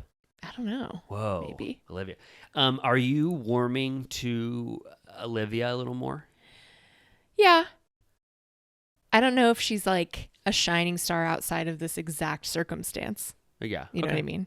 Yeah. Okay. Yeah, she's not like, I don't think I'm not saying like a star, like she could have her own spinoff or whatever, but so far, I really do like her perspective on things, and she's handling herself well in these scenes. Yeah. Like that Rod scene could have been a complete disaster on her end, and she was she was ready to give a great, letdown to him, like all of these instances where she's caught off guard, she handles herself really well. You know what a large portion of Bravo fans would want? They would say something about her spinoff, and then Taylor and Olivia work there too. They would definitely say that. They'd be like, fuck the boys. Yeah, they would. They would totally say that. What would they think? Yeah, they would think that Olivia would move to Los Angeles to be a part of something about her. Yeah. Well, was that a good? That was it. That was it. Yeah. A good episode. Good episode. Rollicking, fun, drunken. Like old times. Yeah, just some fun moments. I mean, them just all in a cabin together. There's just so much stuff that can happen when they're all partying together, and we got to witness that. Definitely. Would you ever want to go in a cabin with all of them? Totally. Me too. 100%. Do you think next year that's a possibility? Maybe. Okay. Do we, All right, should we do a certified turtle piss break and then do Salt Lake City? Yes. Just what you said. Let's piss and then Salt Lake City. And then, was that a good summation of Southern Charm? Yeah, And our news segment was good, right? I think so. Right? Okay. All right, cool. All right, we're going to piss and then we'll be right back. Bye.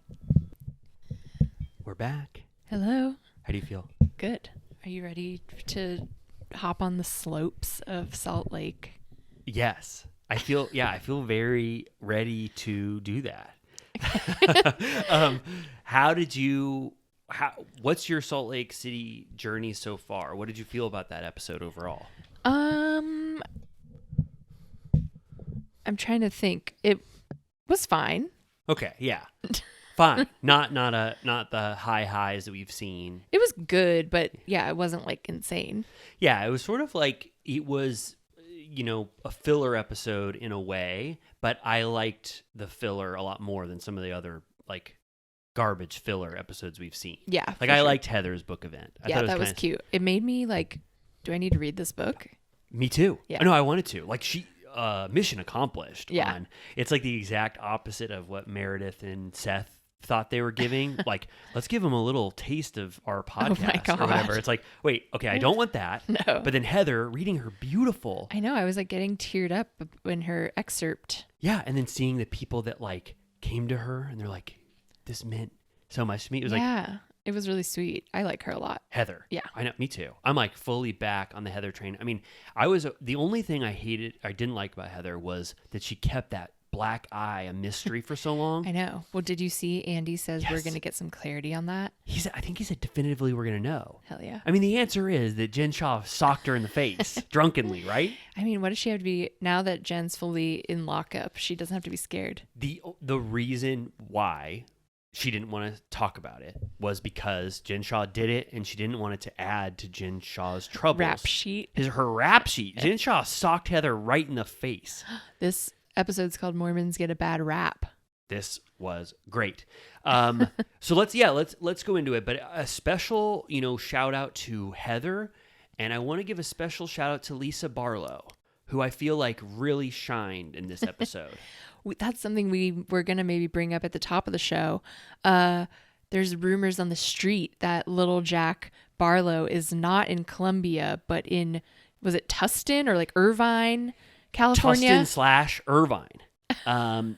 No, really. Yeah. He was out at TJ Maxx or something. He's wearing his badge.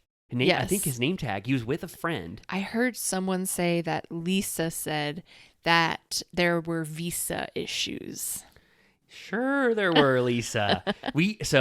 She's like, you're not going to Columbia. You're going to like the region where Disneyland is. Yeah. Imagine how well oiled the Visa machine is in the Mormon church. That's all they're doing. True. I mean, they've done this for however many years. Yeah, they probably have a whole like Catch Me If You Can office where they're just like printing out visas. I mean, nothing could be more probably better structured than their visa process for. I mean, this is one of those things where if I learn the truth of that and it's like, ooh, it's not like making me think badly of Lisa. She just didn't want her son to go to Columbia. Sure.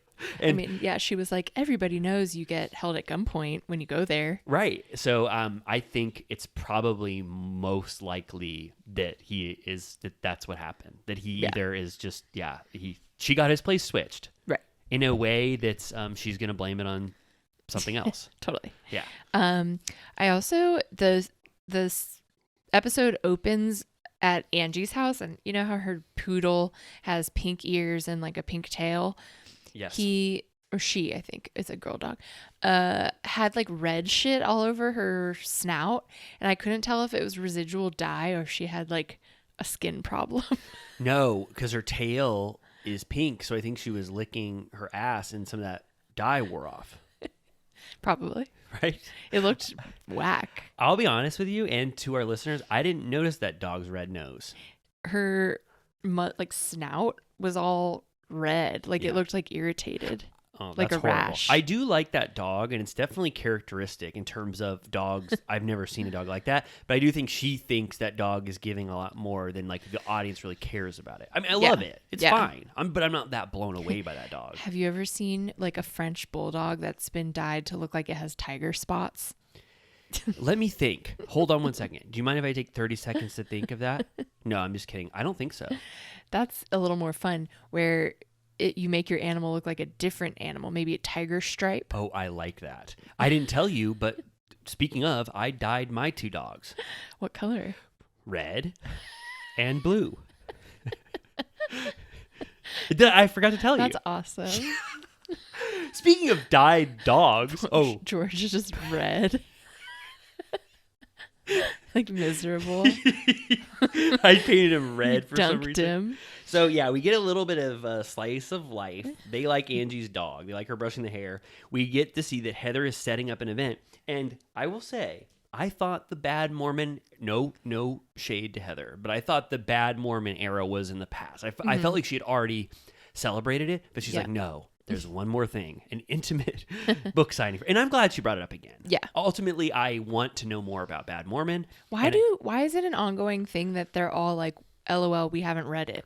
Like, why don't they want to read it? Can I talk shit for a second? Yeah, Can I be mean? Will you permit me to be mean for 30 seconds? please. I think it is absolutely despicable that Whitney has not read Bad Mormon. Yeah. By her cousin / best friend. Right. Who has been with her through all of the trials and tribulations And of who's Whitney's. also escaped the church. The way that Whitney is like, maybe we should read it. Now maybe we'll have to read it. It's awful. Yeah. Could you imagine your cousin or someone in your life writes a book and it's about you and about like Whitney says like, oh, I hate the Mormon church too. I'm so glad to get out of the shadow of it or whatever. And you're not reading a book that your cousin wrote about that exact experience that you're a part of. But they all are doing it. And I'm like, is this like a gag at this point? No, they're self-absorbed and they don't read and they don't want to devote 8 hours to read. You could listen to the audiobook and put her on 2 times speed. Yeah. Heather be talking fast as hell, but like I'm going to read it. You Yeah. know, it's like there's no excuse, especially Whitney. I find Lisa didn't really, her relationship with Heather has evolved. Meredith's not going to read any fucking thing. Yeah. Mary Cosby someone printed Mary Cosby, the sections out and they highlighted exactly what she should read. But it's just, it's awful to me that they would do that to Heather.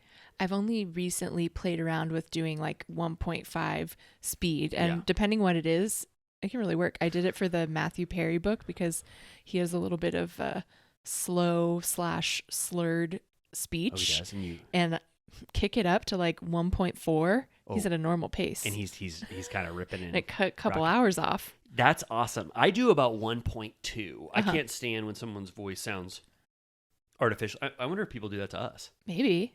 Can we do a test as if we were? Anyway, so Heather's point is like, no, it is great, but I can't. I do it to like 1.1 or 1.2 where it doesn't. You can't tell. Oh, but Bethany's? Oh God, don't. No, I have to. I you have to slow hers down.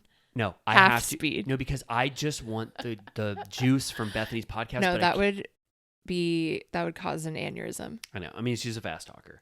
But anyway, I am gonna read Heather's book, and I liked this event. It was another classic odds and ends, and then one big event at the end. But I liked Heather's event. Did you like? They kind of talk about the jewelry event or whatever. And this is where Whitney gets pissed off because Lisa's like cursing in her home or whatever. Yeah, so I love that scene. But Lisa mentions, she's like, well, maybe I should come after her for having a cash bar and no food. And again, I was like, on New York, that would have been like a 4-episode topic. Yeah, and we've said it before. The things that they just throw away in one sentence in their confessionals would have been 6-episode arcs. Yeah. You're exactly right. So, yeah, she goes... So, Lisa and Whitney have their own friendship now. You know, Lisa is so... Like, I don't even know what happened, but, like, she doesn't want anything to do with Meredith Marks. They, like, tried at the start of the season, and now they're just, like, still not close. Yeah, that's one thing about this season. I'm vaguely confused about who's mad at who at any given time. Like, the loyalties. Yeah. I'm kind of like, wait, so who are you mad at? Yeah, here's the shorthand. Meredith is friends with Mary Cosby for some reason. They want an alliance made in hell together. Meredith and Heather like each other. They're both post-Jen Shaw pilled. They're coming out of their Jen Shaw era. They like each other. Lisa now loves Heather and Whitney. It's like she's away from Meredith now. That used to be the big divide. Meredith and Lisa versus Whitney and Heather. Now Lisa is on that team. And now Lisa has simmering issues with Meredith. Now, I think burgeoning issues with Whitney. I think this might maybe turn into more or whatever. And then she loves Heather. They're forming a new friendship. Yeah. Meredith is the one to me where she seems so out of place. Yeah. And I'm really, now that we're like talking about this, I'm scrutinizing her. Like, what is Meredith doing? Right. She doesn't like to get in the thick of anything with anybody. She just likes to run away or whatever. I mean, she had the iconic you can't leave. Yeah. I mean, yeah, by the end when she's talking to like Monica and Angie K are there, I was like, wait, so she's cool with Monica now, but she still hates Angie K, which feels a little like not worth it. Yeah, I also I sort of forgot about Angie K and Meredith's thing, so I'm like, wait, you guys are just still get over it. You don't like care about her that much. Just like move on. Yeah. So I think the alliances are more. I don't know. I think they started fresh on all of them, and we're sort of seeing new alliances form now. Yeah. So it was interesting. So Lisa goes to Whitney's house, and they talk about how Lisa was screaming at Prism. You know, and she was. They show an instance where she said, "Please, for the love of God, stop talking to me," or whatever. But then when she starts cursing, that little boy is peeking down the stairs, and he hears her drop. He was so scared. He goes, he thought Mommy was fighting, Whitney says. She goes, he's not used to this. And the way Whitney keeps saying over and over again that you can't curse in her house. She was like, understood. She goes on a 1 minute, says the same thing over and over again. Yeah. And cannot be stopped. I know. I've never seen anything like it. She's like, name them. So we don't curse in my house, and it's like not something we do. I just don't like it, and that's not a cursing house. This isn't a cursing house. And my son heard it, and Lisa's going, understood. Yeah. She She's cannot. Like, I heard you. I get it. Yeah, she cannot get her out of this another tirade. Yeah. It was crazy. Also, Lisa uses the wrong words a few times, both here and later. Ocular? But the ocular doesn't match the words. Yeah, she meant the optics, I guess, or yeah. But I thought she was trying to give it a new spin on it. The ocular, and then later she says a different version, slightly different. Yeah, I think she says the ocular again. She says the optic. Oh, the optic. Okay, good. So she finally gets it right.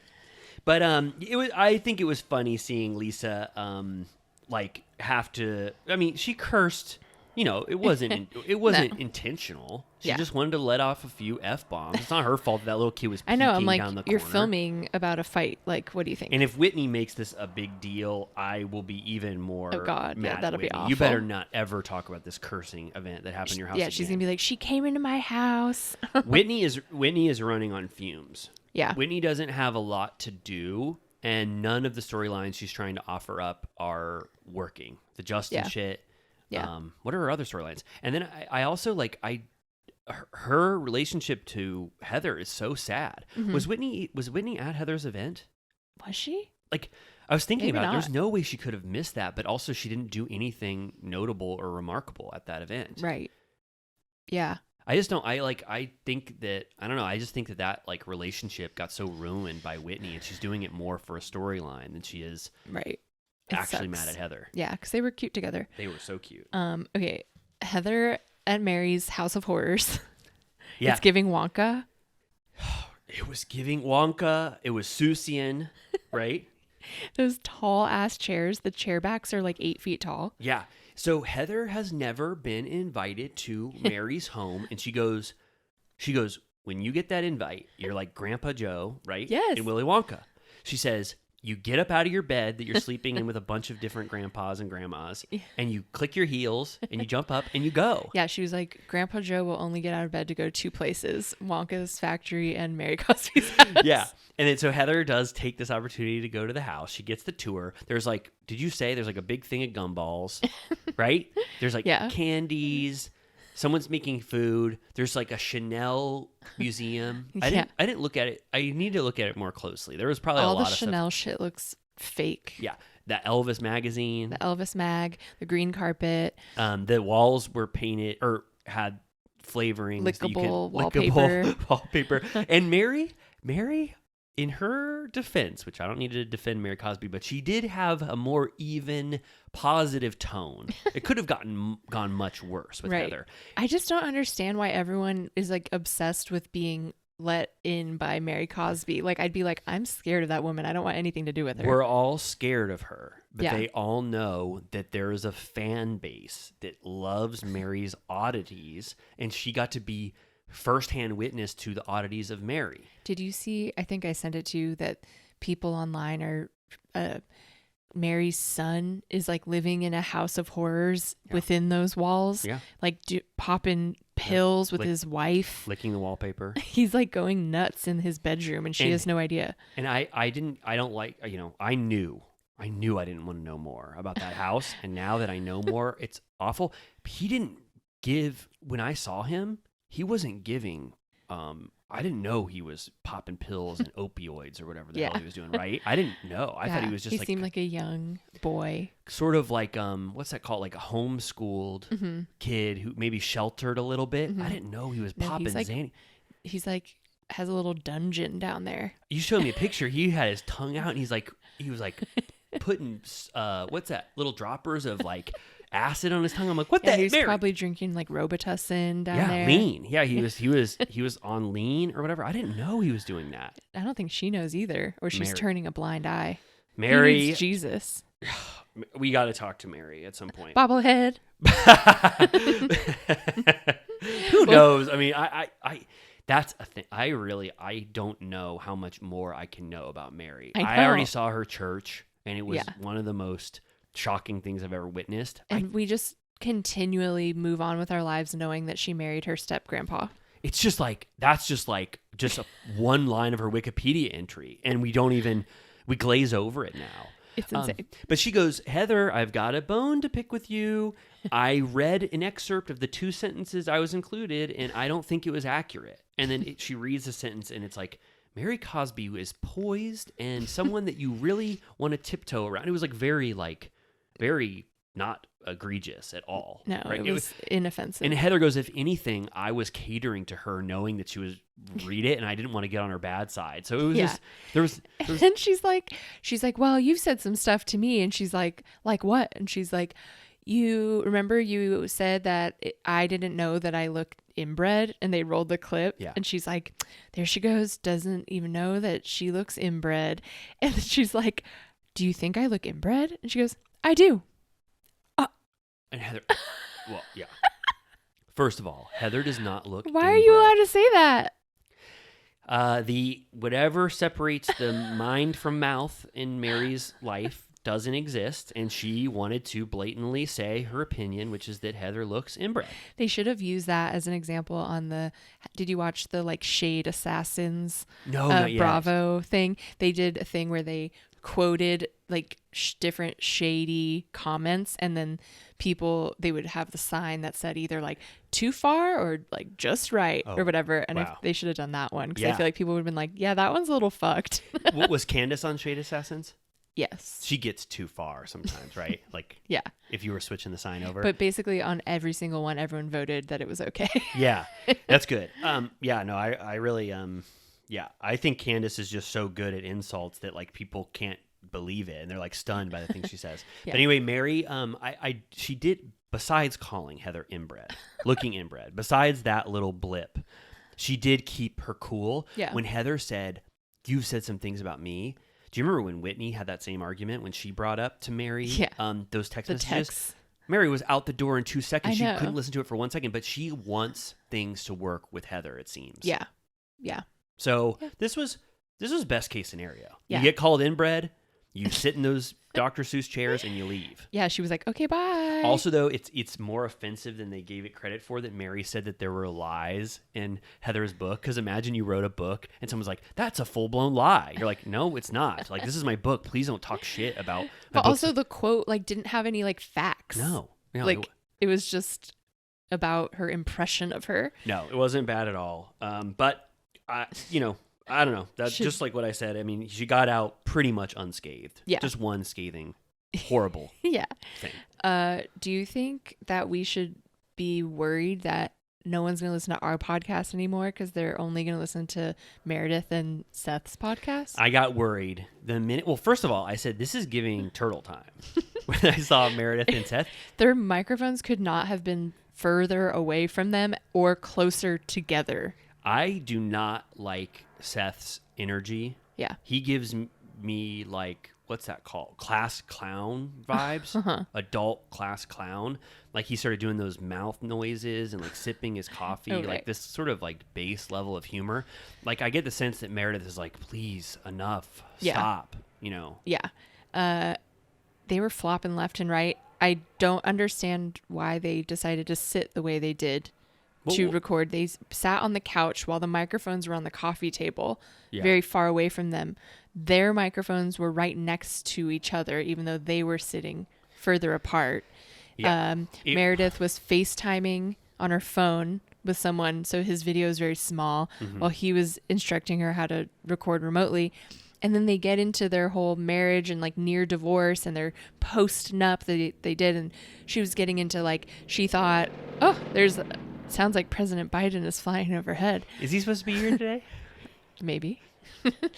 That like she thought he was going to take the kids and leave her and all this stuff. He starts crying, and then they look over and it's like, start to record. Yes. So they committed the cardinal sin of podcasting, which Amy and I have never done that. Knock on wood. Oh, this is going to be the episode that fully gets deleted. No, they get emotional. Seth cries. He goes, "I didn't know you ever thought I would leave you." He breaks down, and then she goes, "Wait, we're not recording." But I thought, they could have salvaged it. Maybe ask Bravo for the audio or whatever. Yeah. But hanging by a thread. Would you ever listen to that? No. Yeah. No. What is going on with Meredith and Seth's marriage? I thought they were like divorcing or separated. Right. Are I they think at the very beginning that was happening. That's I think what they're talking about. Oh, and they've been back for a while. I think so. Okay. Yeah. So whatever. Who knows where they live according to everyone else. I did see the last hanging by a thread update I did where I looked at it, and there was like 2 16-minute episodes or whatever. There's a lot more now. Okay. So they're getting into the rhythm. Okay. But I don't know if we'll ever listen to it. I will not be listening. I'm not a Meredith Marks stan. No. She Why? doesn't bring much to the table. Yeah, why do you think though? I feel like a lot She's just weird. I know. She is. And Seth's weird. Yeah. Okay. Okay, then we get a check-in with Monica. That's another thing we didn't get into, is that there's a hella rumors on the streets about Monica. Oh yeah, let's use this opportunity now to talk about the fall of Monica. She first of all, this is just true. It's true. That she's suing Beauty Lab and Laser for botched work. So she like never paid them, so they're suing her back for not paying. Yeah, she owed like 60,000 or something. I don't know how you spend that much there. I went, and it's easy to spend so much money because they make you look so good. But she defaulted on the payment, so she sued them for saying it was botched. Which, are you saying that like, is she saying that she looks botched now, or like I guess after the fact? I guess. So that is apparently what the thing they teased at the beginning of the season was, where Heather gets a call and is like, "I'm shaking," like, and she goes, "Get out of here! Don't film this." Yeah, she's like, "I'm not kidding." So Monica's suing Beauty Lab. Yeah. Lisa already obviously hates her. Yeah. Whitney probably is like, "I don't know where the wind's blowing with Monica. I don't trust her." Yeah. And now they're saying, I don't know the validity of this, but the internet is frothing, saying that Monica probably stole the $60,000 ring. No. That's fan fiction. You know, that's just how can we make this more fun? It's already wild enough that she's going to be like on an island alone with no one. I mean, I know that literally her and Angie K hate each other because she talked about how she fell down the stairs after Angie K's great brunch. Did she sue her for that? She said, "I want to sue so bad, but something's holding me back." We know her mom probably hates her because she's doing all those weird Instagrams saying Monica is horrible. And then who else would be mad at her? That's it. Lisa's already mad. Meredith probably is just like, "I'm going, I don't trust you either." Meredith maybe is her only ally. I don't think Mary's like whatever. Mary likes her. Yeah. I saw that Mary was like liking a bunch of pro Monica posts really? on on Instagram or something. So Mary likes that she's, probably like going up against this cast because Mary Yeah. hates this cast. Yeah. Well, so they go to Monica's house, and then her mom pulls up in the driveway, and I literally like screamed. I was too. scared. And then she gets out of the car. She's wearing a full on like Burberry like track suit, and she's like, "Hello." She goes, "I come bearing gifts." And Monica goes, "This is not a gift, giving me my car back." Right? Yeah. And then her mom's basically like, "I see no other option. We have to go to therapy." And she's like, "Well, we've been before and you don't act like yourself. So it doesn't fucking work because you change your personality when we go." Yeah, we've been several times. Mm-hmm. She says, and it never works. And that seems to be, Monica's mom wants that to happen. Potentially because it's a great storyline, Right. to see them in therapy together. And then she allegedly makes her mom walk home, Yes, which I'm like, where does she live? I mean, I guess close enough to where that walk was She was feasible. like, "You gotta be kidding me." There's something about Linda and the way she acts where I think we've maybe touched upon this, but she's being very actory, Yeah. like very, very performative. And Yes. she has wide eyes and she says things that like don't sound like any human being would ever say. Like she has this like stately, weird persona when she talks, like, "Monica, how could you ever say that?" And I'm wondering, like, is she badly performing on camera? Like she's making a version of herself knowing that she's on camera, but she's fine saying the worst things ever and like being a villain in a way, because Right. she's not making herself look better and being performative. She makes herself look worse. Right. What's your sense of like, is she like just being like a kind of a bad actor? Yeah. I think she's maybe like a little bit psycho.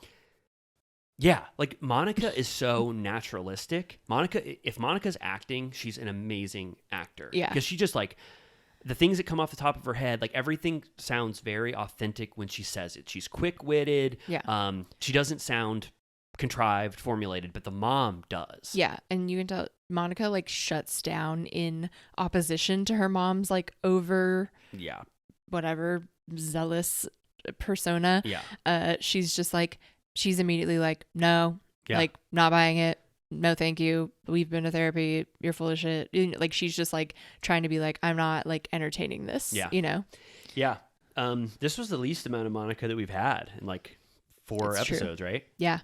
They were like, we got a little touch base with the mom, but Yeah. we'll move on. So yeah, the book signing is next. Lisa has been asked to perform, so she gets there first. But yeah, I don't think Whitney was there.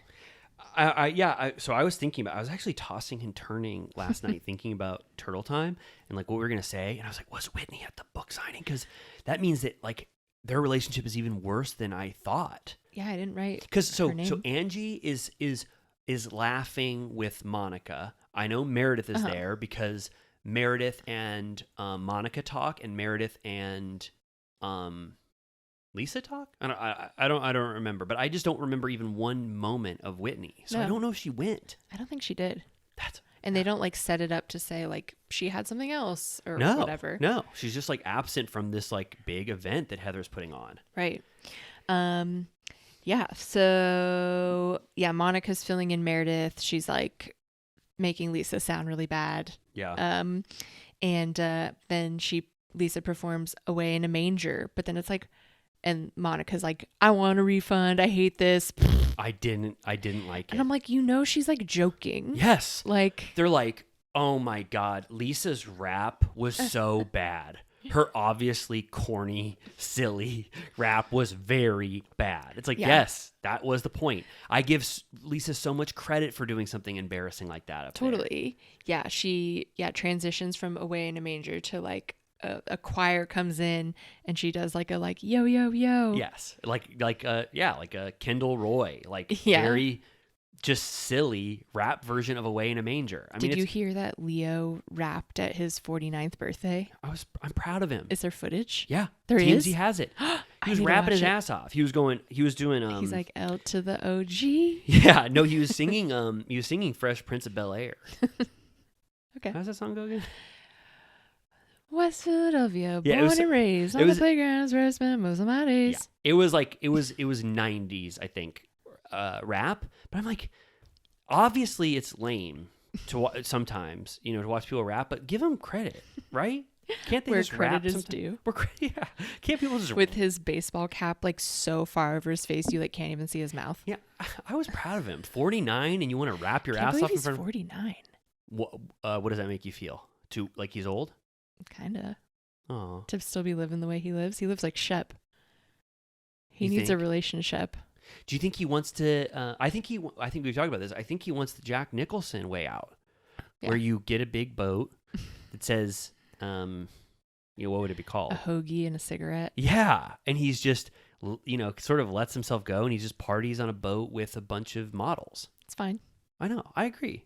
Wait, yeah, okay. Anyway, well, enough about Leo, but okay. So okay, Monica, yeah, you said fills in Meredith. She's also being awful to Lisa. You know, like being horrible, like groaning, Yeah. almost booing. It was Yeah. like when Lala did that on Vanderpump Rules when Kristen was taking too long.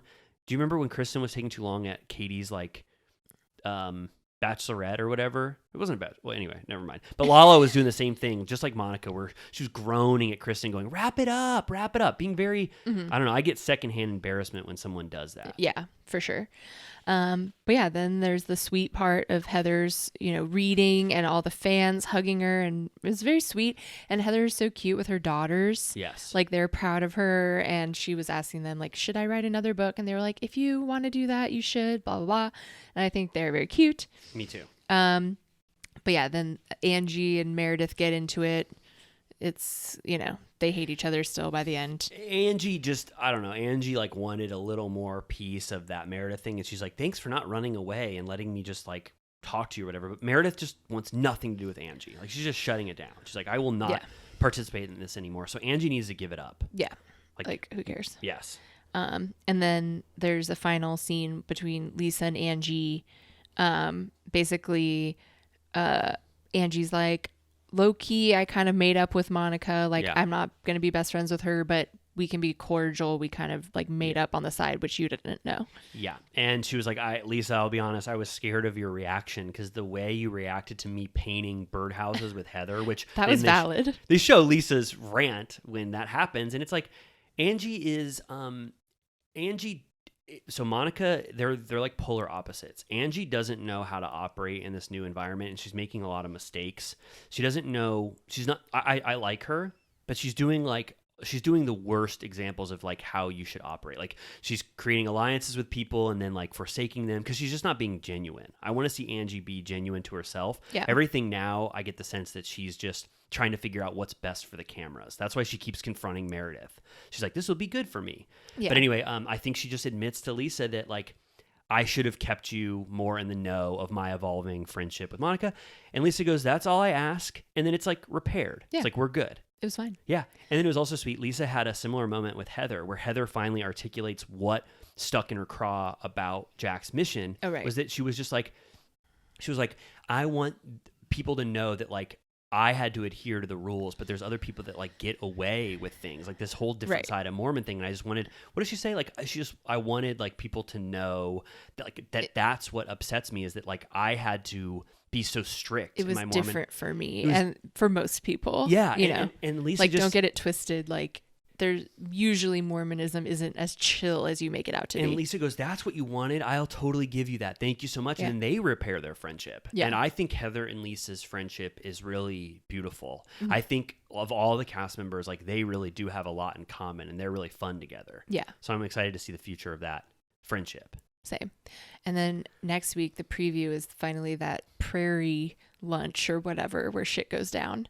Yeah. I think it's Angie who breaks a glass Oh, because okay. someone says Opa.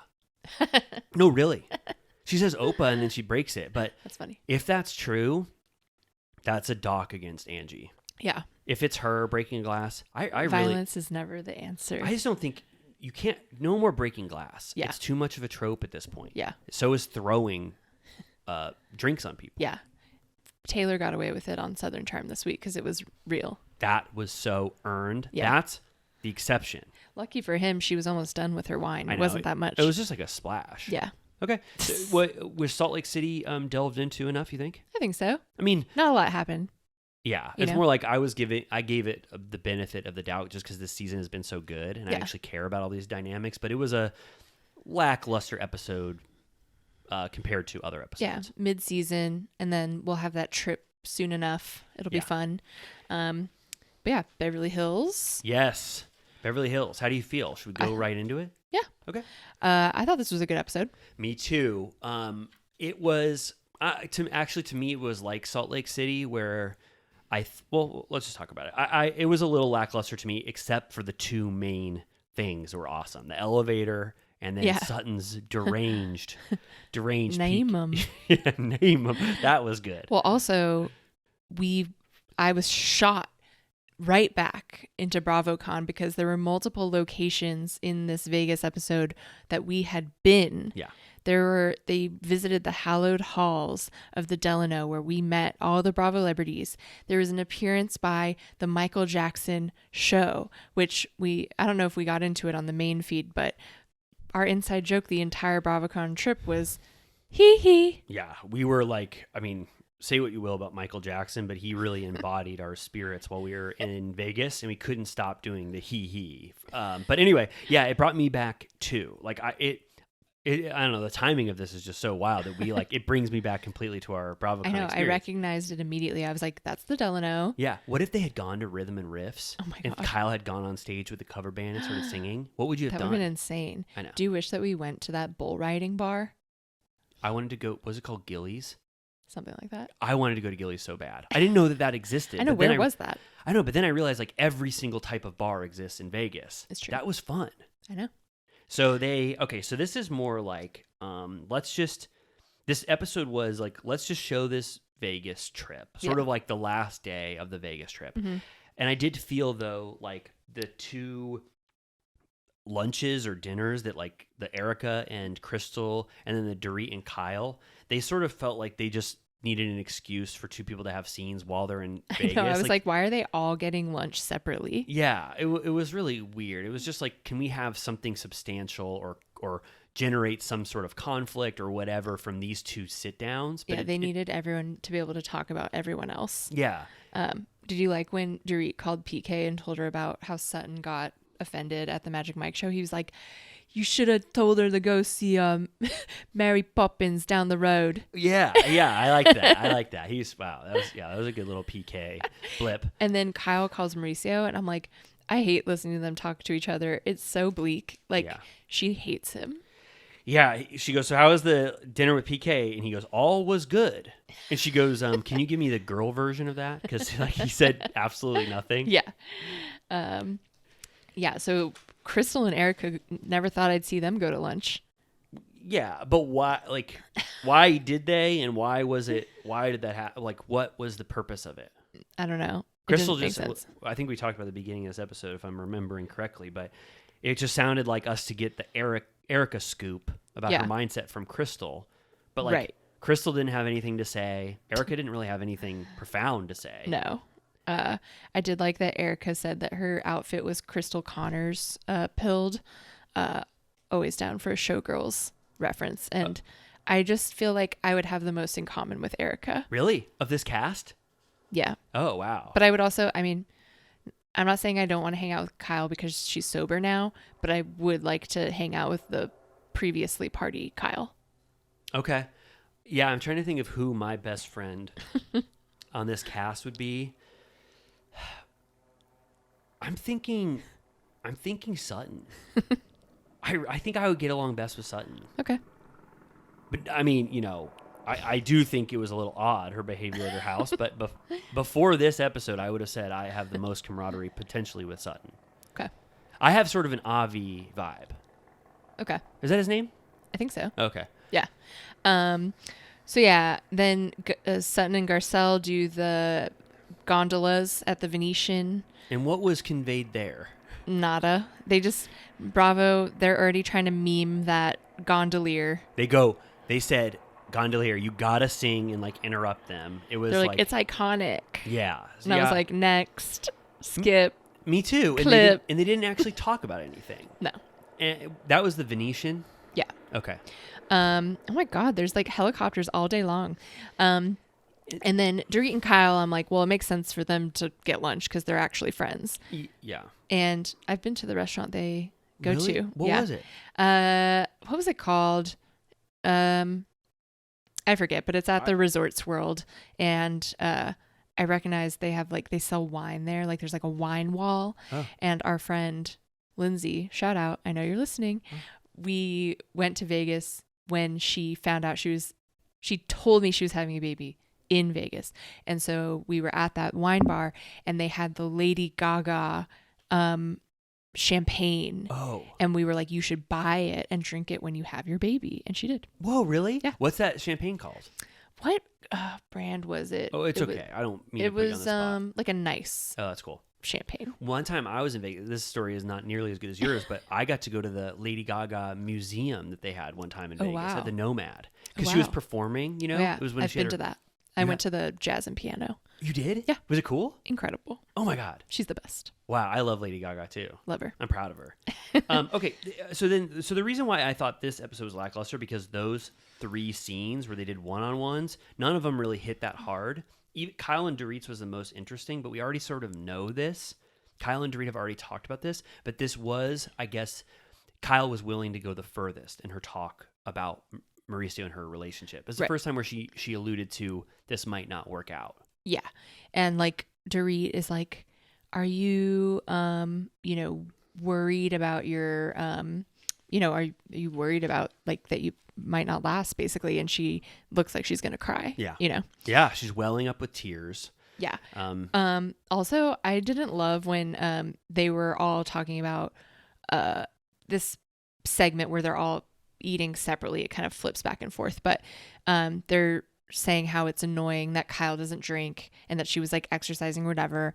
And Sutton was like, ding, ding, ding, it's giving midlife crisis. And she goes, who works out anymore? And I'm like, everyone? yeah, more than in the past, probably. I'm like, and no offense, I am not body shaming Sutton, but like, I worry that she has 0% body strength. Like she looks like you could push her over with one finger. You wouldn't though, would you? Maybe just to see if she would fall over. She just looks like she's like weighs 0 pounds and has like no muscle mass whatsoever. Yeah. That just was like a catty confessional, like gone wrong to me. But I mean, but isn't it sort of true that people are sort of blaming this Kyle, new lease on life as sort of a midlife crisis? Sure. And like maybe to an extent it is, but I don't know. I was just like annoyed where I was like, I mean, I was talking shit about Kyle exercising in Vegas last week because Right. I was like, yeah, that's annoying. But I don't know. Maybe Sutton shouldn't say it. Yeah.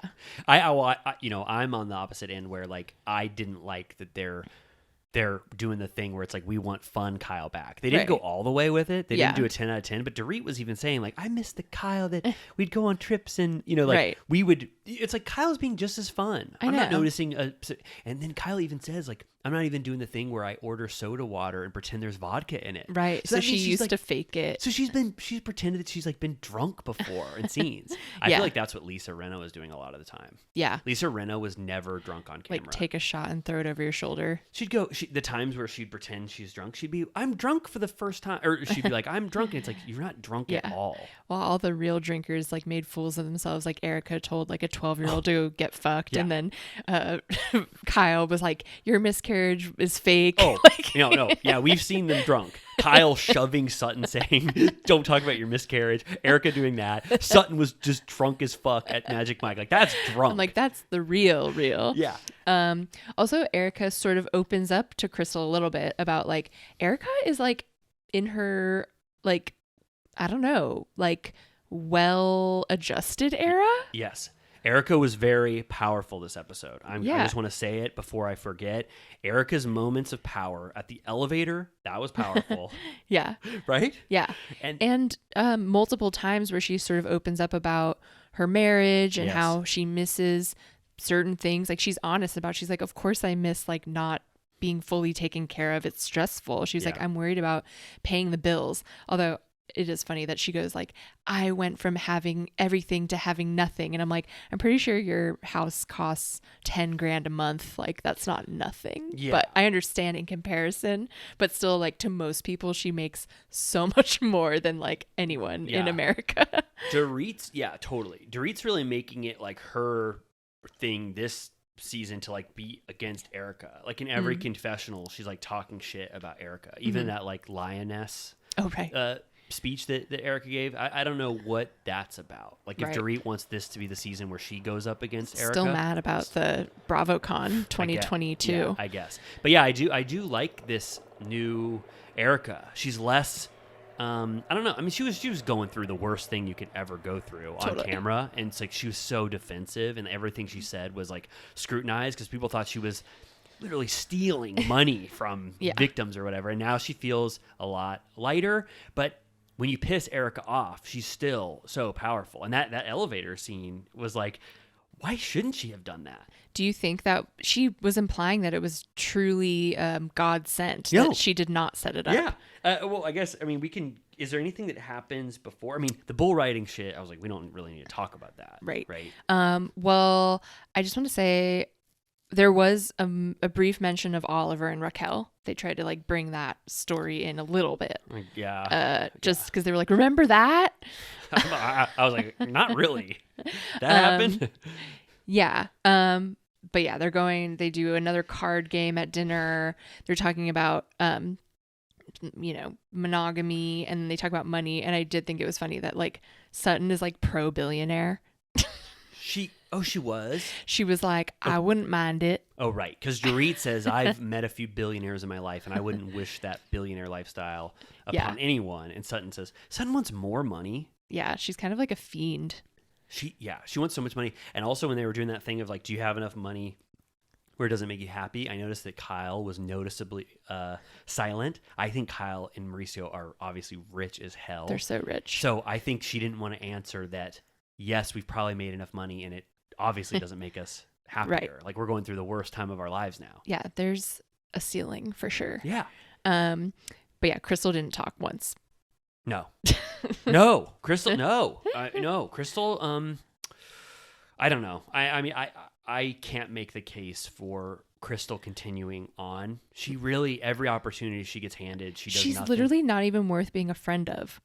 No. Like, no. that would be like maybe even worse. She's not even a strong enough friend with one of the cast members to make that worthwhile. They don't even confide in Crystal like if she was just Garcelle's confidant. Right. Like there's Dorit and Kyle, and then there's like Sutton and Garcelle, and then Erica is kind of like everyone. I mean, unless this pop star brother storyline like goes somewhere where we can't expect it. Hee-hee. I don't think Crystal can make it past 3 seasons. I mean, I don't 3 know seasons. why she got this one. I mean, they couldn't fire Not her to after. to be Jeff Lewis, but I'm just relieved that Sutton wasn't flung off of that bull. I didn't think she could hang on. They gave her special treatment. It went very slow, and then she made them stop after 10 seconds. Yeah, and Erica says, well, if Sutton's bull riding skills are indicative of her dick riding skills, then I can imagine a world where she doesn't get a second date. I was like, damn, that's kind of perceptive, I guess. Right? Yeah. Well, she's always like, I'm all about fucking. Yeah. So. Yeah, that was a good Erica. No, she is. That's part of Erica's persona. But yeah, here's the elevator. Yeah, so this part is where I love when, I mean, I don't think this was faked because it's so wild and weird, and the timing, they just seemed like they were just like on their way to the room or whatever. Yeah. Like it was just perfect timing. God sent. Yes, as timing. she said. Yeah, where the doors open up and it's it's Mikey, is that his name? Yeah. And like one of the dancers. yeah, And she goes, doesn't skip a beat, which is why it seemed almost fake, because the doors open. She goes, here's your chance to apologize. She was like, you thought their show was shitty. I choose to believe that this was organic. I think it was. They look so bedraggled. They look like they're not anticipating this. Sutton was so caught off guard. Yeah. Even if it was a setup on Sutton, I just feel like the energy was so awkward and uncomfortable that I feel like it was real. Yeah. I just choose to believe it. Yeah. And Erica was just, I mean, That would also be like hard to plan. Like you're like, all right, we're walking out right now. Take the elevator from upstairs. Yeah, and Sutton has to stay with you, but we're, this is like, we're pulling this on Sutton, or whatever. Like, no, I think this was just like happened. And I think Erica is smart as hell. and she wanted a legitimate apology to her dancer. And Sutton is like, I didn't say it was shitty. She goes, it was just the spread open legs that was like too much for me. It's like, why are you sticking with that story? That is the one thing that was like, oh my God, I can't witness that of all the things. And they're like, you missed, it gets very like artistic in the end. She was like, I know, I missed the best part. They don't let her off the hook. They're like, well, please, next time, just kind of stay for the whole show. If you they're like, you'll have to come back. Yeah. And then, like the doors close and Sutton is like fuming. Don't put words in my mouth. She goes, I can't believe you did that. Like, she's obviously pissed at Erica, but nothing has been, in my opinion, more justified than Erica doing that. Sutton, you need No one's really that mad about it. Like everyone's like, well. Yeah. That's your comeuppance. That, and Erica had every right to shame Sutton in that instance. Like Sutton needs to eat her, her words. Yeah. Yeah. And then she's like so upset. They are in the van and she's like, it wasn't a big deal. Kyle's like, you seemed unhinged. Yeah. Kyle uses unhinged. Yeah. And then she's like, I just like don't want to talk about this, whatever. Like, and Erica's like, do you feel cornered? Yeah. And she's like, what do you mean cornered by you guys? As if that's ever happened before, Yeah. And then for some reason, Garcelle is like, Dorit, you should have come after her. And Dorit's like, I wish I did. And I'm like, why? Yeah, what does this have to do with Dorit? Like, who gives a fuck? I thought Dorit was pretty good handling it. She was like, I'm glad you admitted that you're embarrassed by it. Because Sutton breaks down. She goes, do you want to know how upset I am? I am so embarrassed. Like, and she is. But I just wish that Sutton didn't even try to, like, at all justify it. Like, just give up completely. So I was a 10 out of 10 drunk, and I did the dumbest thing in the world. Yeah. And I think Garcelle, she kind of says it later with Erica, but she's like, I guess I, like, don't need to be Sutton's like guard dog anymore. And maybe Garcelle wanted to like bring up this like grievance against Dorit, which is not landing at all, by like making it about Dorit or something. But Dorit was handling herself fine. Like, she didn't need to do anything. No more people needed to go out to stop Sutton. Totally. And then so like they fly home or whatever, and then they kind of, I feel like this was a dig at Sutton. They show Kyle on a run. They show Erica at like her dojo doing kickboxing, and then they show Sutton like pouring herself a cocktail. Really? Yeah. And then that's when Kyle arrives, right? Well, then Garcelle and Erica get lunch. Oh, but I forgot about that not scene. that much happens. Yeah. What was? They kind of just talk about Sutton. Yeah. And like Dorit and Erica. Yeah, that's why I can't give this episode my full love, because 80% of it to me just like didn't really hit. Yeah. Like all these solo scenes didn't really add up to anything. Yeah, it was a lot of like recap. The aftermath from Sutton's embarrassing, unhinged outrage is what should be scrutinized, and that's what it is. Those are the scenes that land the hardest. Yeah. So yeah, then Kyle goes to Sutton's. She asks, it's raining, so I'm remembering when it was like hella raining in LA. And then she wants tea. Sutton has a lot of tea selections. She goes, don't give me a smooth move as a joke. Right? That would be fucked up. That would be so fucked up. But yeah, this is I think where Sutton does her kooky impression of Erica. So Sutton, I get, this is like the nuance I wanted to unpack with you. So Sutton came to a realization in the days since Vegas, where she says Kyle does not have her back and never has had her back and will never have her back. So it's almost like Sutton is like wants to definitively state that like the friendship with Kyle isn't what it was and will never be what Sutton wants it to be. I did agree with that before this season. I did feel like Kyle was unnecessarily harsh with Sutton, and Sutton was pretty sweet to Kyle, you know, generally. So I don't think Sutton should have made that decision to chastise Kyle based off this horrible thing you did. Because why would Kyle ever defend you? Right. How could she have? Yeah. Like, in no way is this justifiable. And even Sutton doesn't think it's justifiable. Right. So why, I don't think that this should have been the final straw with the relationship with Kyle. Right. Yeah. right? Yeah. Yeah, she should just own that it was embarrassing as hell. Totally. So they sit down, right? And Kyle starts to talk about, I don't know. She's like, yeah, I think she's like, they're just disagreeing on how things went down or whatever. And then Kyle's like, you have a habit of losing your shit in ridiculous circumstances. well, here's what it was. Yeah, she does that. So first of all, it's Kyle goes, how did you feel about Vegas? And Sutton goes, it wasn't my favorite departure. Right. And then she does her Erica impression, thinking that Kyle might rally around her and celebrate this impression Yeah. that Erica was egregious. Right. And when Kyle doesn't give her that, Right. Sutton is like, this person will never defend me. So now I'm like, this relationship with Kyle is over. I'm not going to try anymore. Right. But she gives that height. We already kind of talked about this. She gives this like kind of weird, Yes. drawn out impression of Erica. Yeah. Did you think it was good at all? It was just kooky. Yeah. And she wanted the full leeway to do it fully. Yeah. Even though like it wasn't hitting, and Kyle was sort of more bewildered by Sutton doing the impression than she was impressed by that impression. Right. On Watch What Happens, Andy asked if, I don't remember where she did this, but Sutton was talking about how Erica's tickets were $7, her Vegas show tickets. Oh.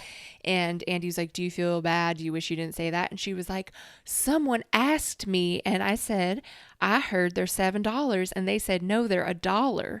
And so I was like, I should bring everybody. And Andy's like grimacing throughout. Like, he's like, oh God, Really? like, yikes. What? Like, Because she's doubling down? yeah. Oh. And I'm like, I feel a little bit like Sutton wants to be like a shade assassin, but then when push comes to shove, and if say Erica heard something and said something about it, she'd be like terrified. Oh yeah, she's dust. If Erica ever wants to unleash her full fury, that was Erica at her God-given 10%. Like, Totally. I just want to show you the truth and the error of your ways. She's like, Erica, don't fucking forget if Erica, that I will put you in your place. yeah. Oh my God, if Erica looked at her with the 100% wrath that she gave like Eileen Davidson that one time, Sutton would be gone. Yeah. We would never see Sutton So again. that's the thing about Sutton is like, I feel like when push comes to shove, she like can't really hang in the big leagues. I think you're right. And I do think that if the scrutiny in full, like A level, like you are the face of the franchise, if Sutton was given that gauntlet, she would flop hard. She is definitely She would in be the, crying. Yes. She cries every time it gets too much. She's solidly B tier, but I enjoy every aspect of Sutton, even when she's freaking out, because we need these freak outs. We need someone to do something weird in Vegas. Why Right. not? Right. But yeah, you're right that I don't know if Sutton can be in that upper echelon, because I don't think she could withstand the fury that Yeah. might come with it. That's why I don't know.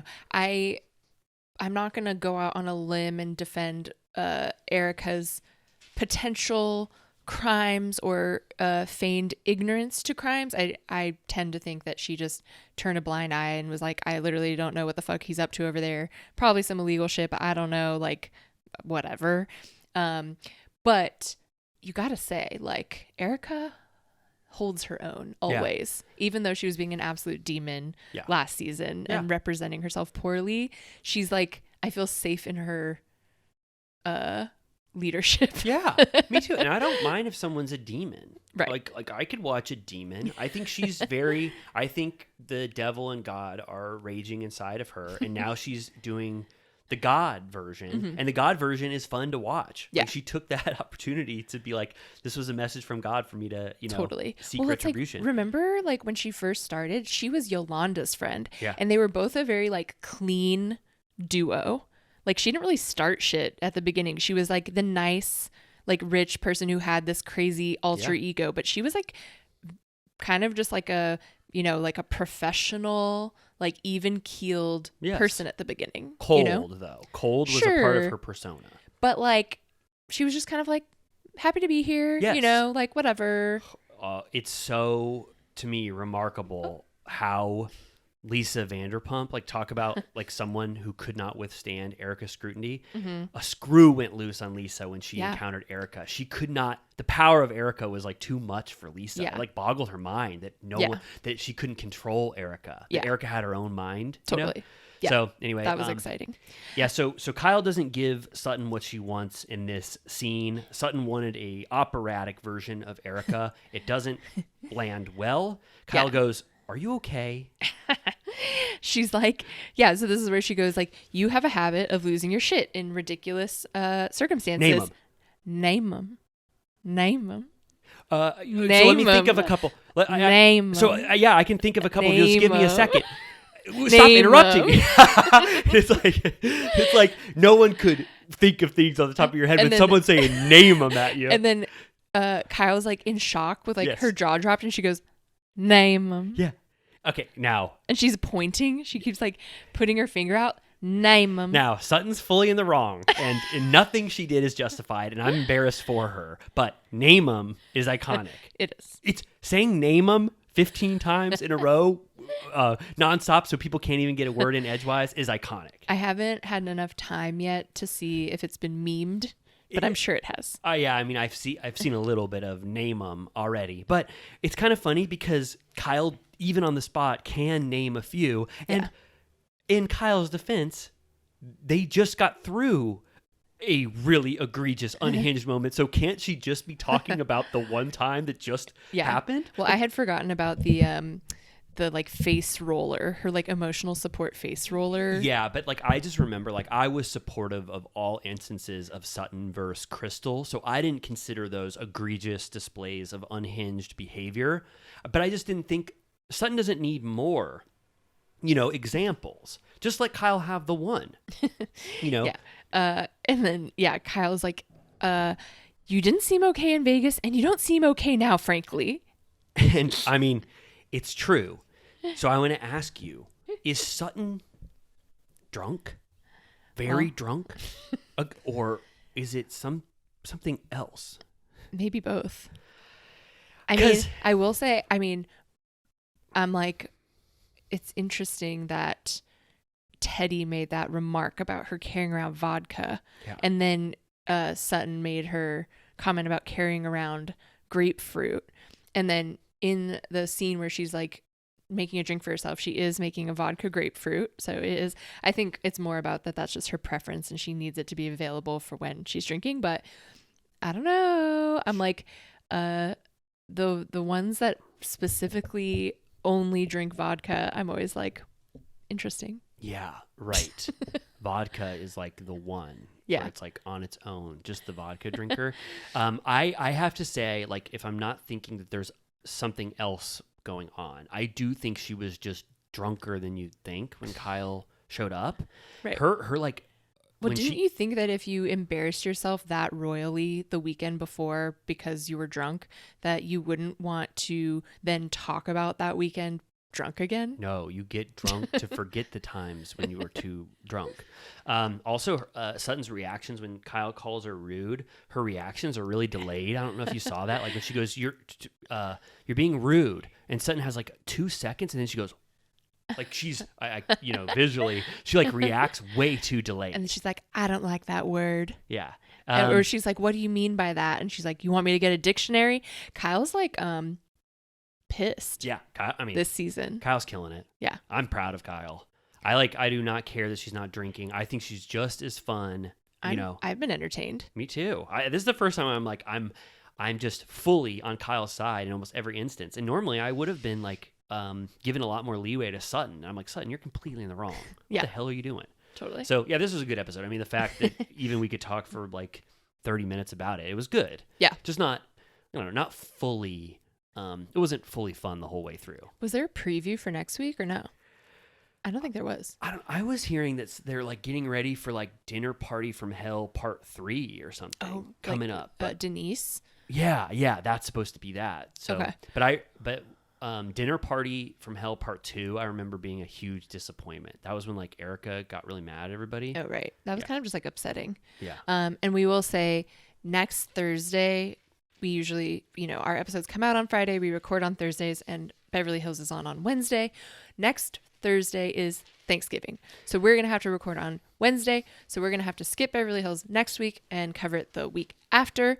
But don't worry. We will get our coverage in, and we might touch base on Potomac next week to fill that hole and just do a little recap / touch base on the first 3 episodes of this season. Yeah, I'm ready to incorporate Potomac in any way we can to be a part of it. I know I feel well versed in Potomac enough, and I'm caught up and ready to talk about it. So we'll do that next week. Yeah. And then Beverly Hills, I mean, nobody's going to be like needing our Beverly Hills, topical coverage. It's Thanksgiving.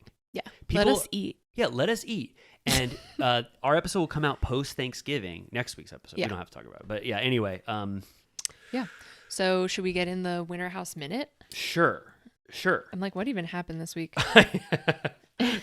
Winter House it's just like, it could basically be just like a 2-hour movie that you watch. Like, it's all the same shit that's going on. Yeah. Which I like it. We're just getting a glimpse into this party house. Totally. Right? So Alex and Danielle are post-coitus.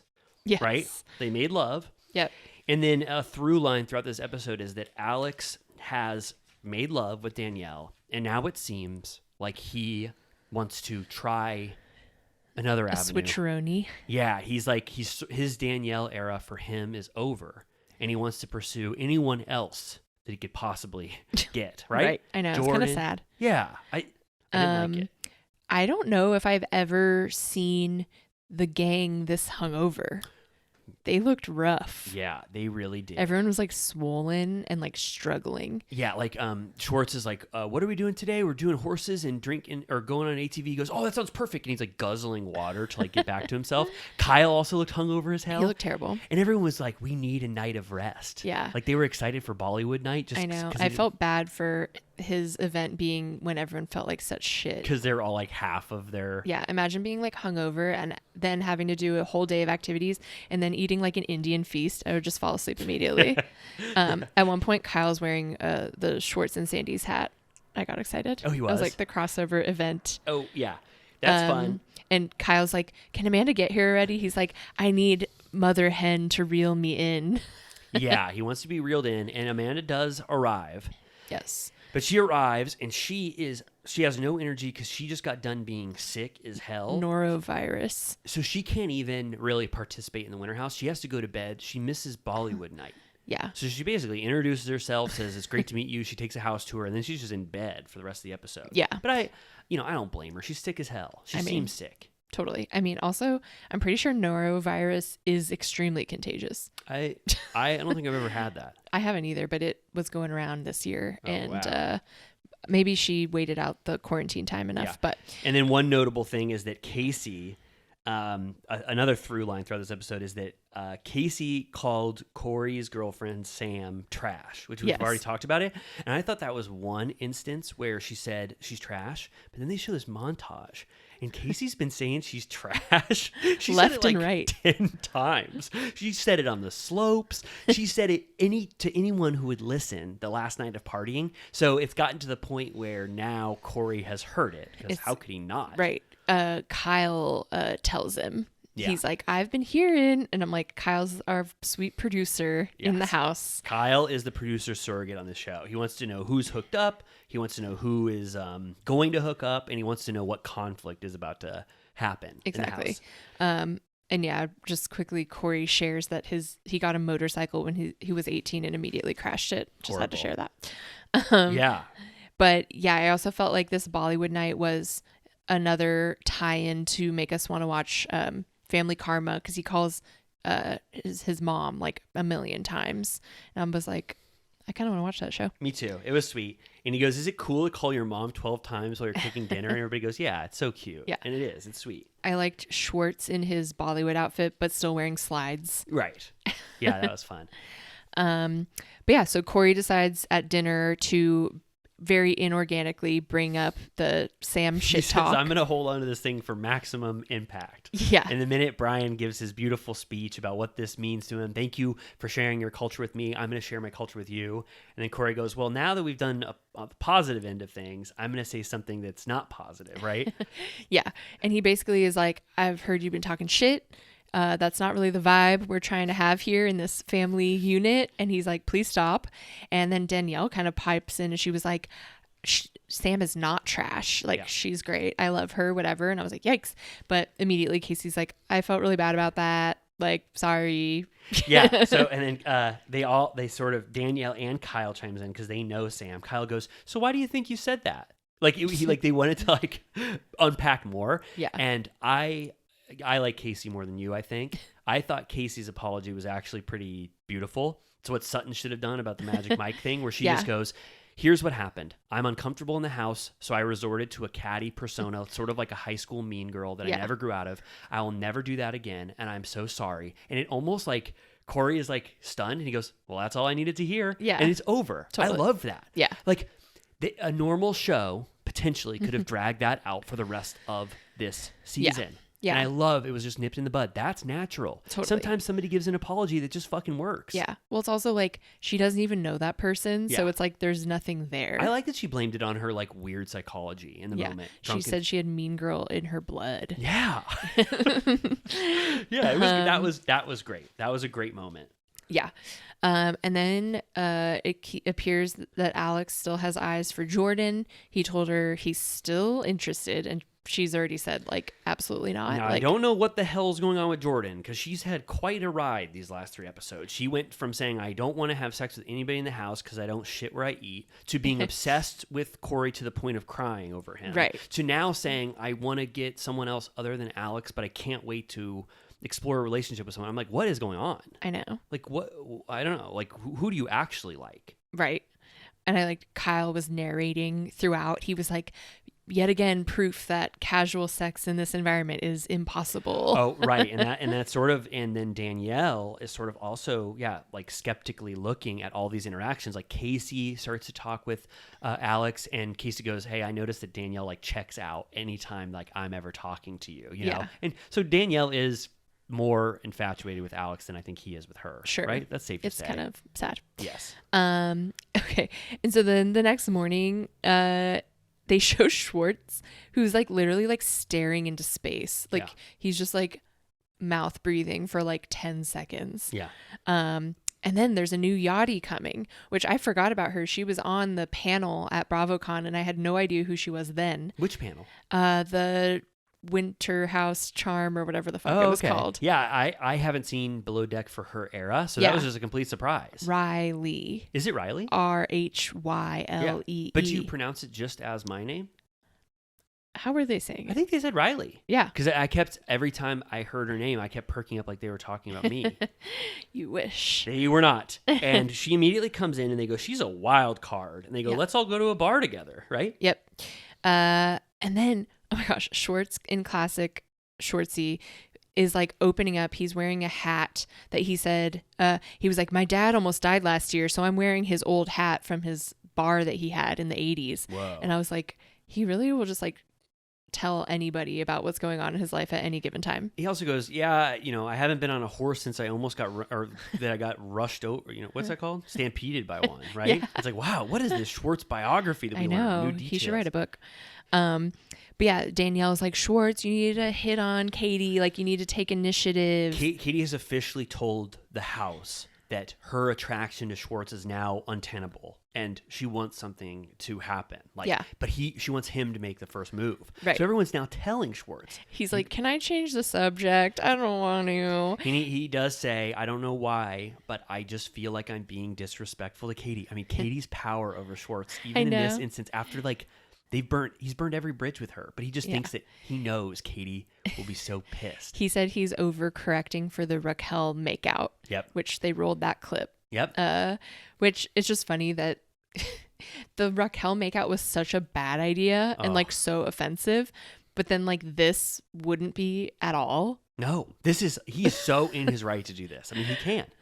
And then I think he's kind of drunkenly playing pool. I mean, Schwartz is drunk as hell at this bar. Yeah. I don't think I've seen him this drunk in a while. He's drunk as hell. And then I think Katie, once they like say, let's get out of here, Katie says, I think I'm going to make the move, right? Yeah. They get in the back. Same car. But then talk about missing footage. It's like iPhone. I think it's TBD maybe. Yeah, we'll see. We don't know. Maybe they wanted to make it more provocative and mysterious by having this shitty, low-quality video. But, Yeah. I mean, it's a full-blown makeout. Yeah. Have we ever, in our 10 years of watching Schwartz, in the Vanderpump Rules era ever seen him full-blown passionately make out with someone. I don't think so. Because all of right? his sexual escapades that were cheating, where he probably was making out with people, were Off never captured camera. on film, and he never made out with Katie. Right. I was wondering when they and the ever Raquel kissed. thing was like gross. That was like the Rod and Olivia kiss that I so wrongly said was passionate. It was Yeah. just this. So we're gonna see him in the throes I'm of. excited.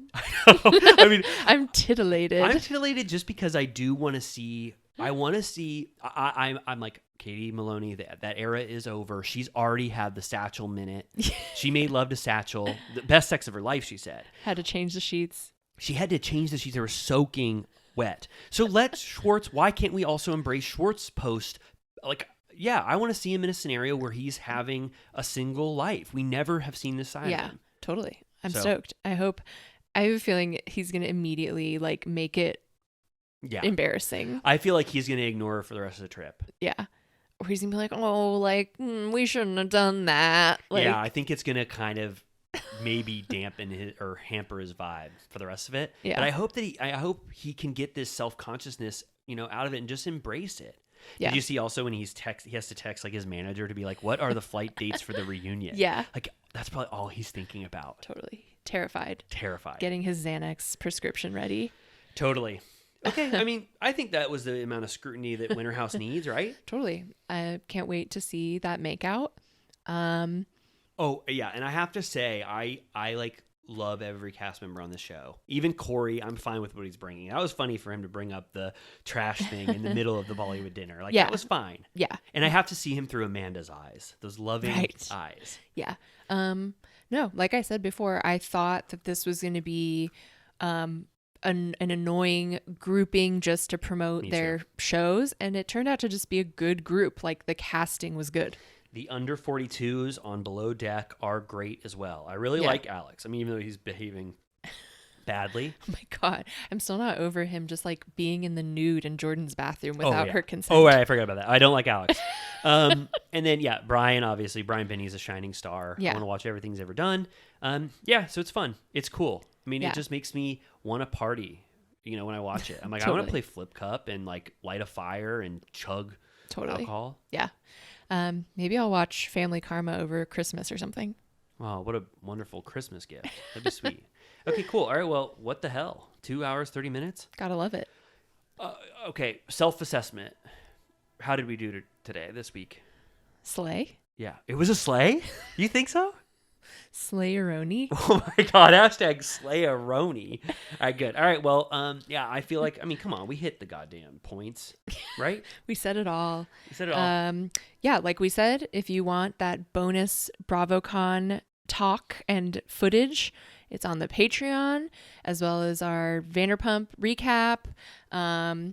We will be back next week, sans Beverly Hills, for Thanksgiving's sake, and then Yeah, we won't have an episode though before Thanksgiving, right? No. So happy Thanksgiving to everyone. If you do celebrate, Yes. eat some amazing food, and when you're saying what you're thankful for, make sure to say turtle time. Definitely. We Please. will say we're thankful for the turtle cuties. Yeah, I'm gonna list almost everyone whose names I know at my Thanksgiving table. I'm going to print out our subscribers list and read them all. Me too. Yeah, and I will say, not to toot our own horns, but we have to. Who else is going to? Where we're at in Vanderpump Rules, season 3, the middle of it, is I think we're at a very good spot in the Vanderpump Rules universe, and it's only going to get better. That's the thing with Vanderpump Rules. It only keeps getting better. It stays good almost consistently until those little stinkers show up. Yeah, I can't Brett wait. and- We're almost at Sheena's wedding. I can't wait. Yeah. All right. Well, we love you so much. We are thankful for every little turtle cutie. That's specifically what we're going to be thankful for this Thanksgiving. And I don't know. I love our little turtle cuties, right? That's right. Okay. All right. Well, sleep good tonight. Go to bed. And then we'll see you next week. Bye. This one's for you tonight.